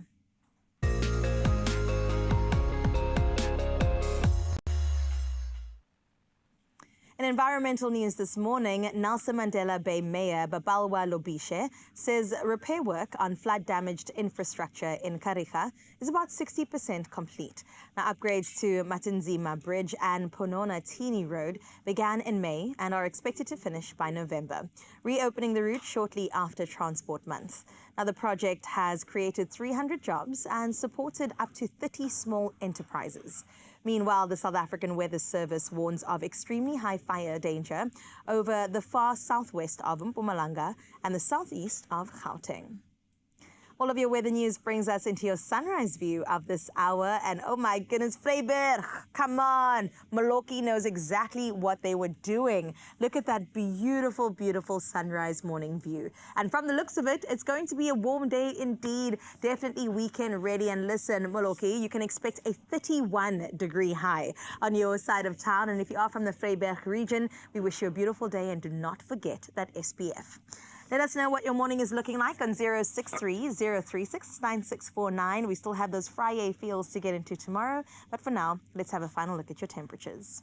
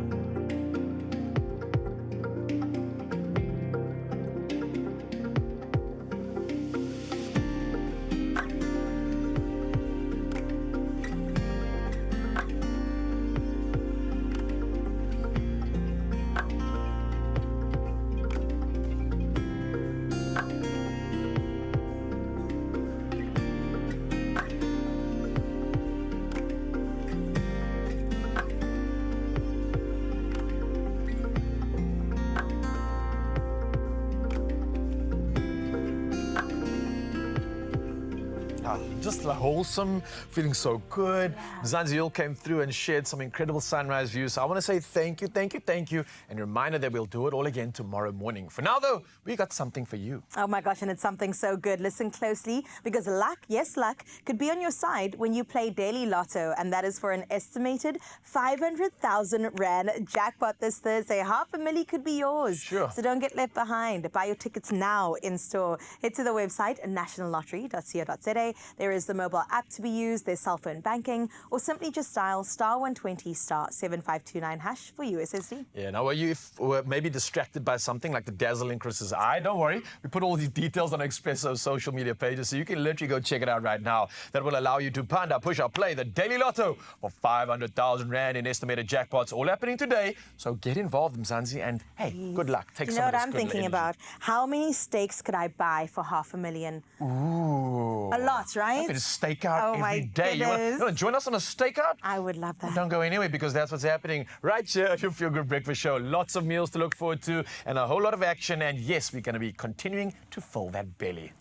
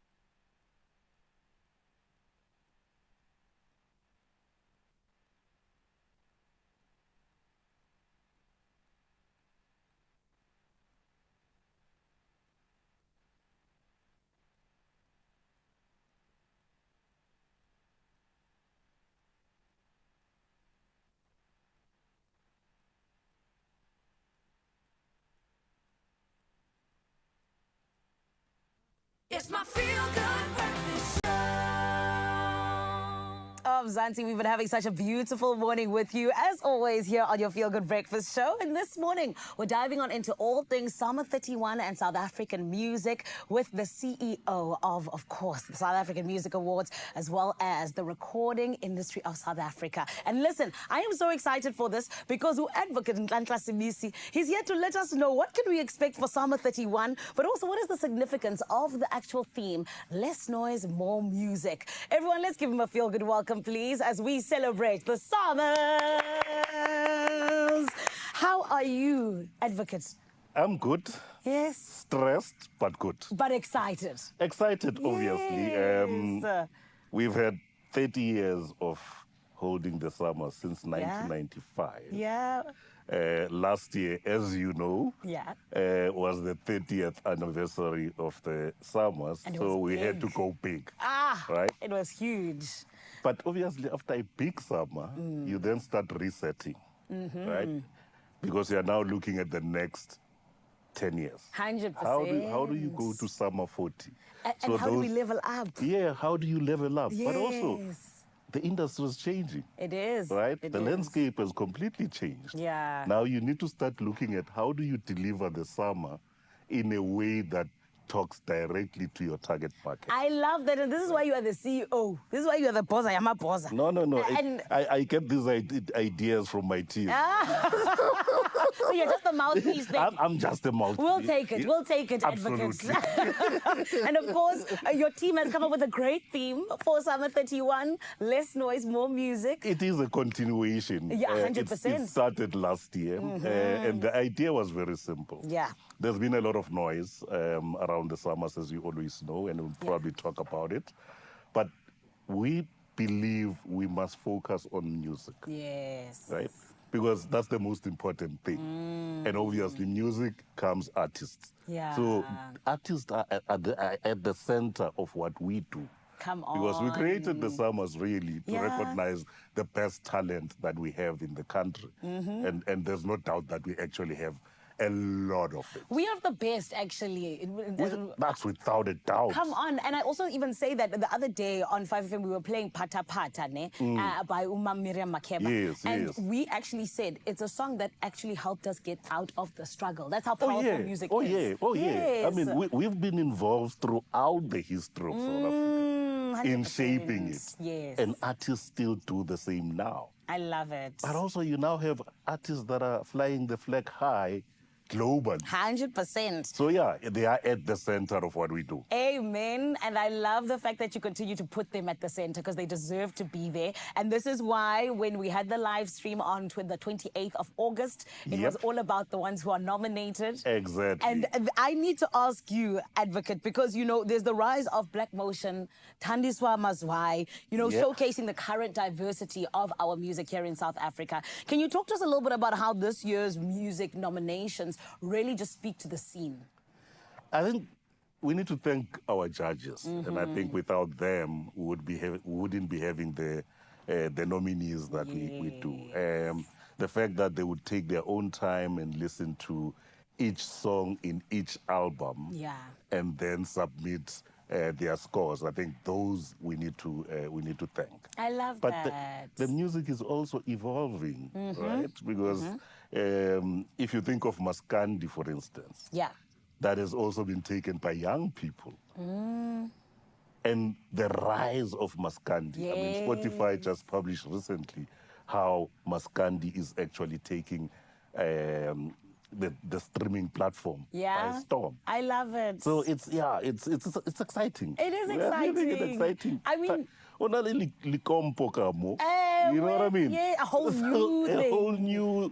So South African music scene is just exciting. It's bursting with excitement indeed. And I also think, you know, when they talk about a melting pot of cultures, we have a melting pot of music. Oh, yeah, absolutely. Yes. Absolutely. And Advocate, I mean, you know, in terms of you talking about evolution, Summer 31 is also now moving to an evolved hybrid format where it's all about it being live on television, but also there's the experience.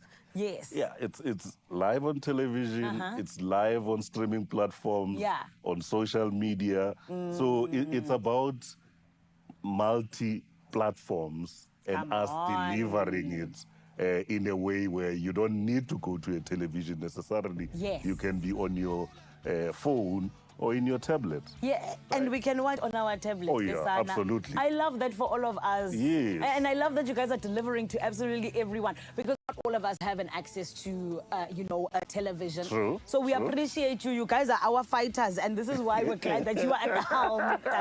But Nhlanhla, I also know that in August, you know, the first set of nominations went out. Yeah. Now we're also awaiting the top 5. Now you're awaiting the top 5. Yes. Which is likely to be done this Friday. Right? So after the top 5, you then have a record of the year, top 20, music video of the year, top 20, which are likely to be announced at the end of September. Then early October, we announce the date of the event, as well as where it's going to be. Sana, can't you give us a few tips, like, you know, I like know, drop some hints, advocates? You do need to wait for that. Hi, Bo. We are the home of exclusives. I know that you know a lot of people, but they are sworn to secrecy. Trust me, they are all sworn to secrecy. We don't like this. What, did you take an oath as the CEO? They took an oath. I took an Yes. oath. They did as well. It's fine, advocate. We'll wait because it is very exciting. It is. And of course, you know, there are many things that we cannot wait for when it comes to that, like the location and everything else in between. Oh, yeah, because it's always absolutely. moved around and things Yeah, like that. yeah. But we appreciate the great work that you guys are doing, and we cannot wait to see what you bring us for Summer 31. And thanks for the work that you guys do. And thanks for inviting us. We Thank truly you. appreciate it. Are you going to give us a summer? We'll Okay. think about it. All right, thank you. We'll take it. We'll think about thank it. you. Okay. Zanzi, it is the South African Music Awards, the 31st annual, and we cannot wait for it. It is going to be absolutely everything and more. And as you heard from Advocate and Simisi, it is going to be less noise and more music, where yet again, the Samas are putting the artists at the center of it. It's going to be incredible, but you gotta wait to hear where is it, what is the date, and everything else in between. We can't wait as your family, but still coming up, like we're waiting for those coming up details right here on your Feel Good Breakfast Show. We're going to be getting into a little bit of something that I know you cannot wait for. And I know as well, Ne, that when we talk about us as a family, the different conversations that we like to have here, it's always just about, you know, how can we actually play together? So there's going to be a game of where in South Africa that's going to be happening. And that's also what we're wondering about the Samas. But then also coming up, it is Scott Parker's secret to 100% having a little bit of a braai indoors. You know your steak that you like to braai outside? You want to bring it inside. I'm also not sure how it's happening. We're going to find out in a little bit. Don't go anywhere. You're on your Feel Good Breakfast Show. Channel a louder, brighter morning packed with even more energy on Tuesday, the 23rd of September. Expresso and Radio 2000's Big Breakfast Show are joining forces for a one-of-a-kind simulcast where the rhythm of radio meets the heartbeat of morning TV. Expect music, stories, and a celebration of South African spirit as we gear up for Heritage Day. It's double the fun, double the flavor, and double the celebration. Tuesday, 23 September, 6 to 9 a.m. on Radio 2000 and S3.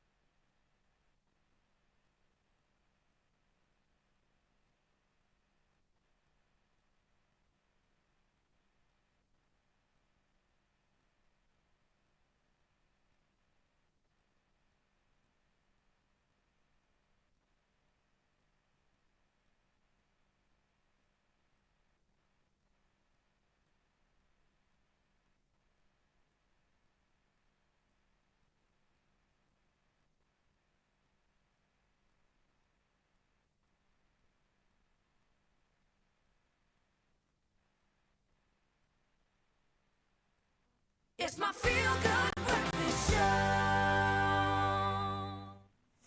Welcome back. It is your Feel Good Breakfast Show. Happy Thursday to you if no one has said it to you already. I have to tell you that we're putting such a beautiful spotlight on South Africa right now because with so many breathtaking destinations right here in Mzansi, every journey feels like a story just waiting to be told. And it's time for the next round of Where in South Africa? I give you 3 clues. One epic spot is what you need to get. And let's see if you're sharp enough to guess them. I love this game. It just shows Are us you how ready? much magic is out there in our country. So here they come. You ready for these clues? Now, firstly, I'm famous for my warm ocean waters and golden beaches that stretch for miles. Oh, that's beautiful. So already you know that this is definitely not on like the Atlantic coast side, right? Yeah, and also not a landlocked area. Mm. Okay, I'm home to the world's highest bungee jump off bridge. Oh, that's a nice this is clue. starting to make sense now. You've done a road trip before. You've probably definitely gone over this bridge, especially I would imagine around the Garden Route. Oh. And I'm also the gateway to the Garden Route National Park. That's your third clue right there. Hey, we've got some stellar pictures too. Just to add some pizzazz to this occasion, I need to go back. I just want to place myself right there on that walkway. I want to go back. I can't tell you back to where, because that'll give it away. But, oh, man, I know exactly where this place is. I love I've had that. incredible memories, so many joyous moments, and you can too. Firstly, you got to guess it right, though. So, do you know where in South Africa this is, Mzansi? Well, if you do, share your guess with us on our Expresso social pages. And all I'm going to give out to you is good luck. And, maybe something you want to add to your bucket list. Can another clue be to go onto your social media and It has see to be. where Yes, it is? it has to be. Okay, there It you has go. to be. Another one just for you. But just imagine filling up and hitting the road to breathtaking destinations just like this one. But of course, with Shell, you definitely can. You simply have to spend 750 Rand or more at Shell 3 times a month and tap or scan your V Plus rewards card between now and the 31st of October. And listen, you could be one of 5 lucky viewers to win a once-in-a-lifetime road trip and track experiences for 2. Of course, powered by Shell V-Power. T's and C's apply. Now, the perfect thing to go along with a nice little road trip is some food. And because our protein boy is here, Ooh, did you say protein? perfect person Hang on, to I meet. need to get to my protein then. You can sit by. I'm going to get my hunger on. I love that. And while he heads over that way, earlier on I said 500,000 Rand, which is our lotto for today, means that I can buy so many steaks. So our producers upstairs did the calculations for me. And just a regular steak, if I go to the store, 3,333 steaks is as many as I can buy. I mean, today we might only make 2, but let's get straight into it. Yeah, let's get into it. And clearly someone that's been getting all his protein in, just judging by the bars, is Scott Parker in the building. Man, I missed you. How are you, bro? Good, man. How are you? I'm fantastic, fresh from the wedding, so everything is feeling like brand new for me, being a married man. Yeah, I'm sure. And braaiing indoors is a bit new as well. Bro, absolutely. I must say, though, that we did have a braai outdoors for the wedding, but I'm loving the fact that we get to switch things up. So if you've got some rain still coming in during this season, then an even better time to get your braai on, right? Exactly. And I've got some great tips of how to do that indoors. Awesome, man. So this is what it's about, Mzansi. We're going to usher in something absolutely incredible because today our chef in culinary innovation is the manager for Woolworths. We've got Scott Parker, who's here to share the secrets of indoor braaiing and how we can capture that smoky flavor combined with some clever tricks that bring the outdoor vibe into our home. So let's get into it, bro. Let's do it. So first and foremost, the most important thing in any braai is choosing your meat. How do we do that right? Okay, so here I've got a selection of cuts for Woolworths. So you can see it's nice. The dry aging produces an amazing flavour and actually helps with the cooking process. Okay. So if you don't buy the dry aged meat and you buy the meat that's in the vacuum seal pack, just open that up and pop it in the fridge to get this dry appearance, because that's where we're going to get a nice caramelisation, because moisture and heat don't get on very well. So we've got to dry it out. So quickly, let me just run through these steaks. We've got a sirloin steak, we've got a T-bone steak, and a T-bone steak is a sirloin and a fillet, so it's a bit best of both worlds, really. Rump, which comes from the buttocks. Yes, from and the then we've got the ribeye, which is my favourite. So we're going to do a dish today, and what we're going to do is we're going to braai some lettuce. Braaiing lettuce? Whoa, okay. I know, with our indoor braai. Nice. And the trick here is a char grill pan. So these lines here are what you get, which sort of replicates the flavour of a barbecue. And the grill that you're always grilling the meat on. So talk to me about the cuts of the meat, though. Does it determine like a different taste or an experience in my steak? Is it needing to be prepared differently depending on that choice? Yeah, absolutely. So if you look at the sirloin at the end there, it's got a fat cap running along the side. Yes. So that's the only piece of fat that's in there. So there's no fat that's running through it. So what we tend to do is we render that fat down first and then get that flavour going through the steak. So it's a very lean cut.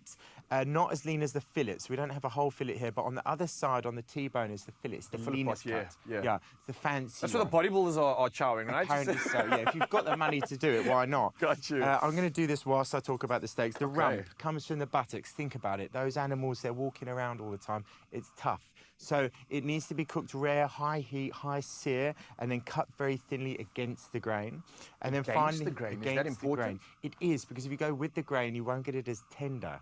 Oh, top tips coming through from Scott Parker. And then we've got the ribeye, which is my favourite. And you can see there's the most amount of fat on that running through it. So when you cook that, it sort of melts away inside. And there, I like to cook that a nice medium rare, which is 52 degrees, by the way. I'm just going to season this lettuce. So I've got some baby gem here. You can use Crunchita. Now, the reason that I'm braising lettuce is... Can I let you into a secret? Please do, yeah. So, you know when you have, you probably haven't ever had one, a McDonald's burger or a Burger King burger. Remember, my varsity days, right? Chowder thick. Yeah, we've all been there. We've all been there. So you get that, like, wilted lettuce. Yes, And yes. how good is that? But it goes with the beef patty. Yeah. So that's the idea behind this, is we're going to wilt this, we're going to char it. So this is a really nice side. So we're going to pair it with a wasabi yogurt. So another good mate of beef is horseradish. Wasabi is a Japanese horseradish. Oh, the connections are coming through. So that's what we're okay, doing. I see. So we're going to make, if you don't mind, we're going to Absolutely, can I do there's- this? Yep, there's a natural yogurt there, full cream yogurt. Then we're going to add about 2 tablespoons of the wasabi, some lemon juice and salt and pepper. That's it. Is that it? Okay. We just mix it You together. trusting me with this? Well, I do for now, but I made one earlier in case it goes In wrong. case I miss it out, right? What are you busy with on your So side? here we've got the lettuce. We're just going to char grill. We're just going to get some nice colour on these. You can see it's char grilling already. So, you know, the indoor braai, what a thing, right? Because I live in an apartment in the city. So I do have windows, though. So, Okay. So if I really want to treat myself and I obviously can't get outside, is I open the window, I let the wind blow in my hair because it's Cape Town, and I really feel like I'm bright. And I like Sounds the like gas. a dream for everybody, man. If you don't have gas and you've got induction, just light a candle so you can see the flame, the windows are open, and then you feel like you're an outdoor bride. Got you. So, Scott, just a quick one. Did you say 2 tablespoons or teaspoons? Well, how spicy do you like it? Well, I think this is enough. Let's go. This is Let's go enough, with man. that. Okay, thank you. So you can see the colours starting to get all over here, which is exactly what we're looking for. Because we don't want to cook the lettuce too much. We just literally want to char it to give it some more flavour. So you're treating it like a steak. You're almost just Exactly. searing it on the outside, not Absolutely. fully cooking the entire thing. Just on the outside, so we get that sear. And what's really nice about this is if you don't want steak and you're a vegetarian, this is a great vegetarian dish with the yogurt, with the side. We're just going to finish up with some dill and some roasted You're still cashew getting nuts. braai, So meaty we're getting braai, vibes you're in a getting sense. protein from your nuts, you're getting this wonderful flavour from the yogurt and this sort of umami flavour that comes through it all together. And if you wanted to make this vegan, actually, you could use a coconut yogurt. Oh, then we dairy-free as well. That's authentic There we vegan. go. Nicely So look, done, we're all right. ticking all the boxes. So Brilliant, so yeah. so cooking steak, so because we haven't got time to cook the steak, take the steak out and leave it to come up to temperature about 30 minutes. So if I'm braaiing, if I'm doing anything, the reason being if you cook straight from the fridge and it goes straight onto your hot pan, it's going to, all the blood will rush to the surface, it'll start to boil. And what we want is what we have here is this beautiful Maillard reaction of colour. So that caramelisation, all right? Oh, it's quite fancy, isn't Yeah, it? you get to show off here, eh? Well, you know, that's why I'm here. No, do it once. So we get this colour, and that's the flavour that we want to come through this dish. So we bring it out, it comes up to temperature. Then the second part is you've got to make sure it's really hot. So we oil the steaks, salt and pepper. I use table salt. Quick question, Scott. Yes. You just said oil the steaks. Now, I've heard many debates on some people throw it fresh on without anything. Some people oil it up first. Some people oil the pan first. What's the right way to do this? So whatever's right for you, to be honest. But if it's going on, if I'm braaiing, I will oil the steaks because obviously you can't oil the fire. Yeah. It's dangerous, so just don't do that. Okay. If I'm using a pan, I will oil the steaks and I'll oil the pan. But now because we're using this char grill, you'll see that the lines are actually where we want the colour to come from. So we can't put the oil onto this, we have to put it onto the item that we're cooking. Otherwise, it's going to create like a bath and collect in the ditches. Exactly that. So what we're going to do is we're just going to take these guys off now. And these look like quite a statement. Like, this is not just like lettuce. This is like you're going to a restaurant. Oh, this so is proper fancy. guests are going to love the show-off factor here too, I must say. But wait till you taste it. I mean, it really just elevates your basic lettuce. So back to the steak. So now we've oiled our steak, we've seasoned the steak. We're going to caramelise it evenly. So once it's on, we want to colour about this size. Is probably about 2.5 to 3 minutes each side. So we're going to turn it. Probably twice if you want the different grill marks, about 1.5 minutes each. Then the most important part, which everybody forgets, is rest your meat. The reason we rest your meat is because obviously that's come off from a very high heat. The heat on the outside is then going to carry on cooking all the way through to the inside. So we actually want to take it off before. because it's going to carry on cooking. Now, let me show you another top tip. So if you just relax your hand, if you put your thumb and your pinky together and you just feel here, now it's very firm. Yeah. That's a well done. Now shake it out again. Now if you go to your first finger and feel there, softer, it's a medium rare. So when you come to touch your meat here, you can check. Right? Wow, cool is this that? has been with me all the time. Where have you been? Yeah. Okay, so this is incredible. Okay. Maybe we can just put it on a plate and That's show it. off how this So looks in the future. let's just take the our wasabi yogurt seems to be done, I hope. Yeah, it's almost done. Yeah, it's almost looking done. all right. So we're just going to spread that across the bottom. Ooh. And I love eating like this because you get the layers as you eat through. Every new experience comes through with a bite, yeah. And then we're going to carve our steak, which has been nicely rested.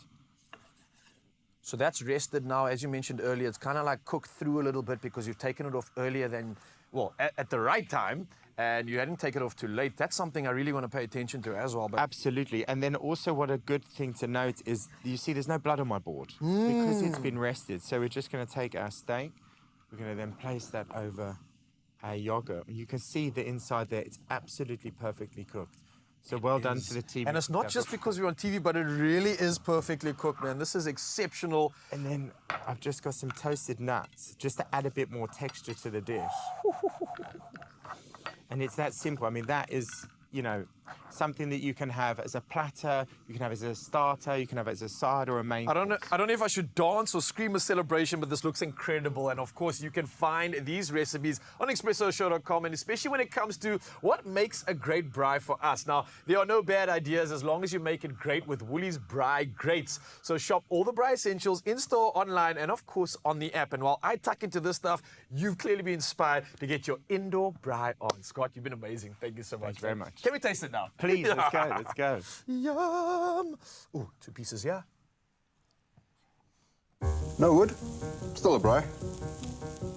But no rugby. Still a braai. But what if there's no meat? Still a braai. What if it's outside South Africa? It's not a braai if there's no Woolies.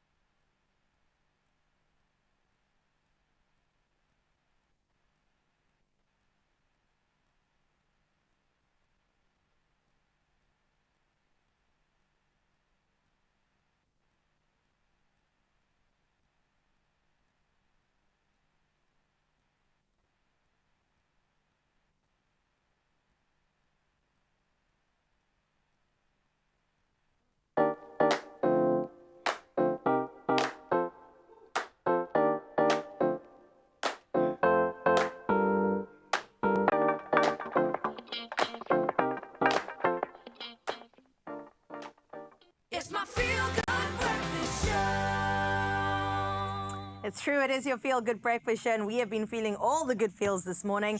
Scott left us with something delicious. You did, and I tucked into the steak, which was prepared to perfection, just I like it. A little bit of that like rare, medium rare very vibe. rare. But I didn't get to taste the lettuce. It wasn't just like lettuce, but it was like something from private school. So I'm going to grab one of these. Tell me what you think of the steak, though. Okay, let's try it with the sauce. Oh, man. Okay. Can I just say, if I was vegan, this would be my favorite steak. Yo, it's got like a char and a smokiness to it, and almost like that bright ambiance. So, whoa, this one has actually blown my mind. I wasn't even gonna try it. Well done, Scott. Amazing. Scotty knows what he's doing. I was a little bit scared about the rare meat, but it's absolutely fantastic. I think I'm a convert. You And don't too. forget the wasabi yogurt. I forgot about that. Wow, wow, wow. Scott can stay. Can stay right here. Zanelli definitely wants some of this, but I know she's got some entertainment ready for you. My mouth is so full. It's true, it's true. I am feeling hungry, but you know what? I'm even more hungry for the entertainment, Kesana, because we do indeed have some entertainment here in Johannesburg. And Mzansi, I don't know if you can tell I'm even more excited. It's because we're in the presence of superstars, the guys who are running the music industry at the moment. I am talking about Jazzworks, Tugutela, and GLCJ. These kings came into this beautiful space in April, where they had just dropped one of their biggest songs. Now, they dropped hit after hit after hit, and we have their album coming out, Most Wanted, and of course it is exactly that by South Africa, and we're celebrating it here on your Feel Good Breakfast Show. Everyone, let's give them a feel good welcome, please. Gents, my gents, Niraiti. That's good. Guys, when people ask you how you are, you must say, we're most wanted. That's how you must answer. We're most wanted. Yeah, exactly, exactly. Guys, congratulations on all of the success you've been enjoying. It's so beautiful to see. And I definitely know that, you know, with you guys just dropping hit after hit after hit, sometimes it can be like, how do we change this up? How do we evolve and make it, you know, either a little bit better or different? How do you guys keep that sound fresh? Siya-enjoy senza make sure ukuthi siya-enjoy studio sicabanga Yeah. Really? Yeah. So it's just the love. Yeah. The love The makes energy. it different. Yeah. And the energy. I love that. Yeah. And speaking of energy, actually, guys, Nina, you guys have very big artists that you collaborate with. You know, those that are in your league, or Mahu, or Amos. And I have to sit here and ask, you know, how do you guys decide on people that you collaborate with? Sorry, guys, sometimes I just sing by mistake instead of talking. My goodness. Oh, I feel so embarrassed now. So, guys, how do you decide on who you collaborate with? You know? Exactly. Not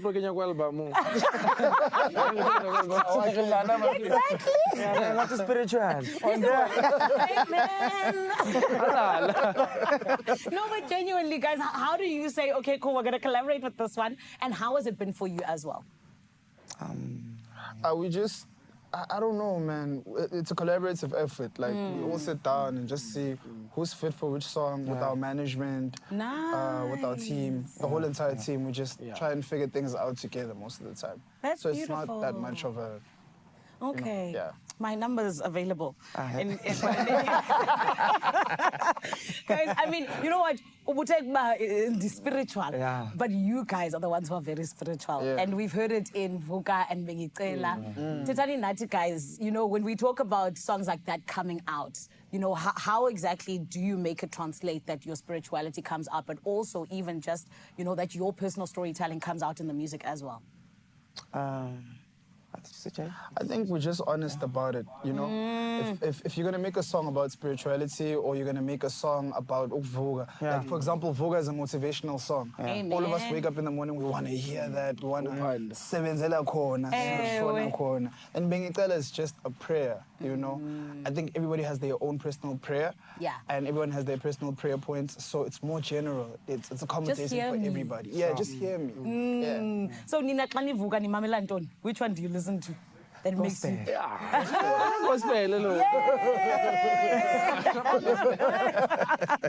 And gents, I mean, this is where we get to the big part of this chat. Yeah. The most wanted.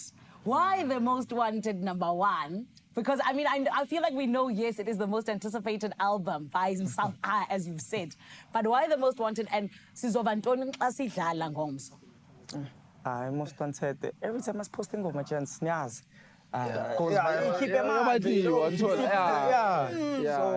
Sivele sathi i-most wanted bafana le hayi. Nani niyazi. Hayi, Zanzi's hottest son. Ngathi nje sniped namanje yawe ikhadi. You take a selfie, it goes viral, darling. I love that. But gents, we also know that, you know, there was sadly the time when your equipment got stolen, the traumatic event. And I mean, you guys pushed through that. Niyenze njani? That went, man, masigqibele album, let's finish it and let's do it. Yeah, the one thing that kept us going around those times, I won't lie, was our supporters, the people that support our music. They kept us going, they kept motivating us, and the music also kept us going. The fact that we can still make music and people still love it and enjoy it, and we still have something to live for outside of yonke le nyaka nyaka enza again. Yes, I love that. Though the weapons may form, they will not prosper. Amen. Amen. There's a song there. The weapon won't Okay. In any case, James, on a serious note, we appreciate you. We love the work you're doing, especially as young people in Mzansi. I think you're just showing yet again how dreams can come true. Siyanibonga, and we can't wait for the Most Wanted. Thank you so much. It is the Most Wanted coming up, baby. Brought to you by Jazzworks, Tugutela, and GLCJ. It is, in fact, the most anticipated album in South Africa right now. And friend, you're going to be getting a taste of it in a little bit right here on your Feel Good Breakfast Show, because we only bring you exclusives. You know what I mean? Do not go anywhere. We're going to take a short break, and we'll see you after this.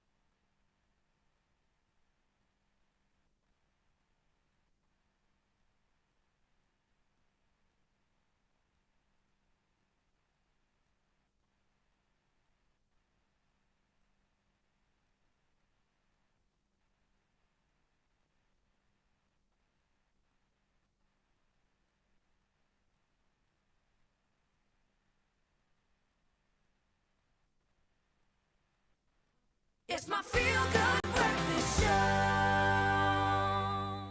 Hey ho, well you know it's your Feel Good Breakfast Show, baby. Welcome back for the final few moments of the magic. And maybe we can make your day magic when you get involved in this, because Lotto's up for grabs and the Daily Lotto's at an estimated 500,000 Rand jackpots this Thursday. Like today. Today's Thursday. Like only today, Thursday. Yes. So don't get left behind. Buy your tickets now in store. Or you can head to the website. It's nationallottery.co.za. And while you're on your phone, there's the mobile app you can download. There's cell phone banking. Or just simply dial *120 *7529# for USSD. Yeah, we got options and even more options because we put these details on our Expresso social media pages. So go check it out right now. That would allow you to panda, push, or play the Daily Lotto for an estimated 500,000 Rand in jackpots all happening today, which means You stand a chance to win big, but only if you play. I mean, this is the best place for you to get that energy that you need for the weekend, not only with the Lotto, but also with some music. We head to Joburg to enjoy some beautiful jazz works at Tutukela, who are going to perform for us. Bring it on.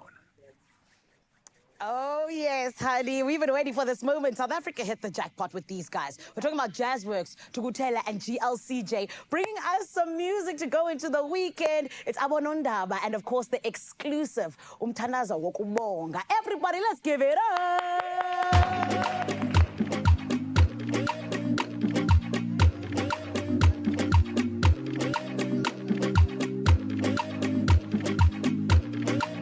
Most Wanted album coming soon. Most Wanted.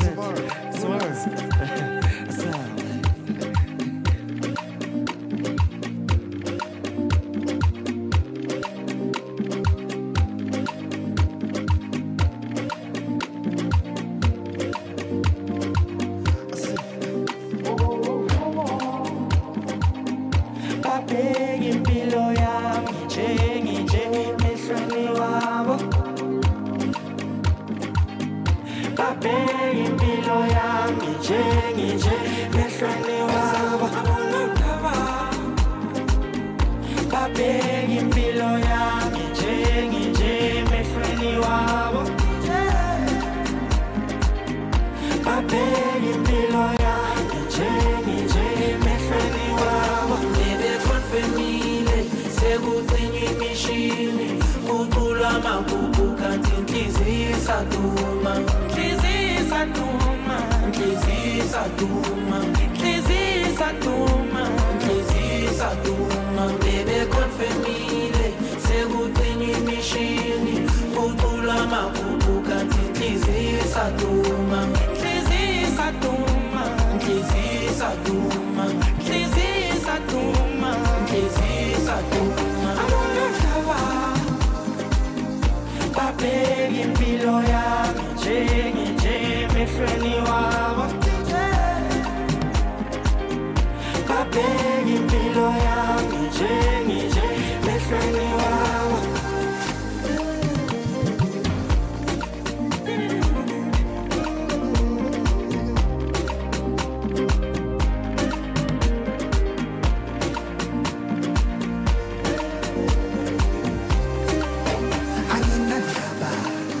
Nabonondaba awungeke ngizwe ngabo noma behle bangami ayiyala isala kutshelwa sibona ngomfoto anginandaba nabonondaba awungeke ngizwe ngabo noma behle bangami ayiyala isala kutshelwa sibona ngomfoto.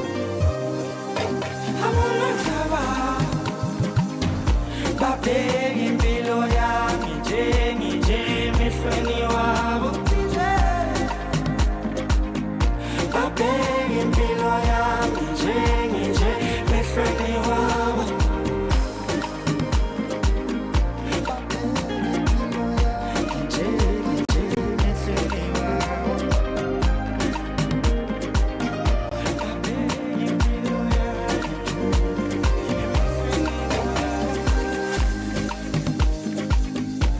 Jazzworks and Tutukela, Most Wanted album coming soon. Tomorrow.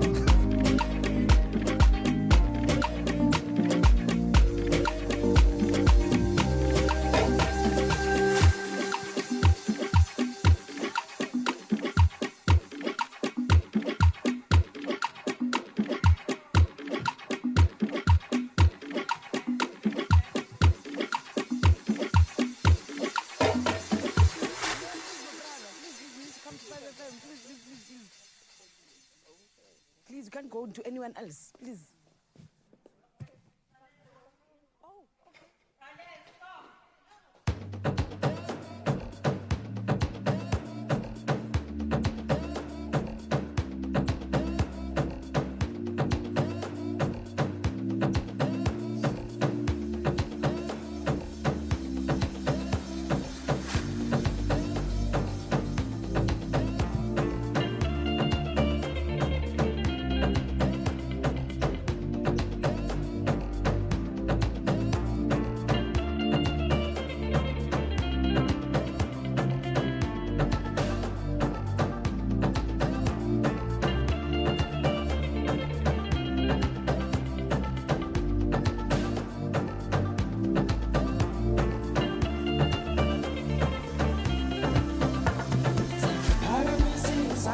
ngaphezulu onginyanya zamile ngaphezulu ngiyoyibonga ngani leya ntombi eyakhulisa umfana ngiyoyibonga ngani leya ntombi eyakhalisa umfana phakamisa izandla phezulu onginyanya zamile ngaphezulu ngiyoyibonga ngani leya ntombi eyakhulisa umfana ngiyoyibonga ngani leya ntombi eyakhalisa umfana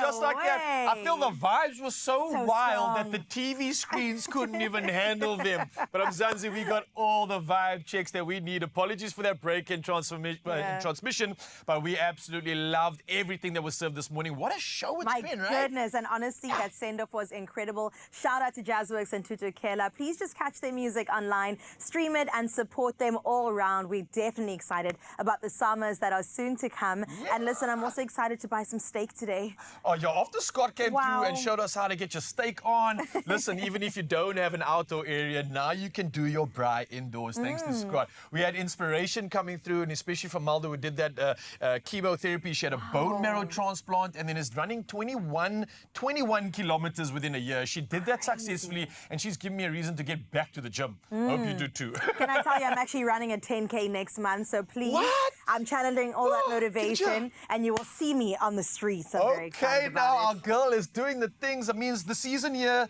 fitness is here, you did get your movement on, so you've been sitting for 3 hours and now you can go enjoy the rest of the day. Mzansi, we absolutely love you. We'll do it all again tomorrow morning and bring the gears, because it's Friday. It's Friday. It's Friday, Saturday. Ooh, ooh, ooh. We'll see you there.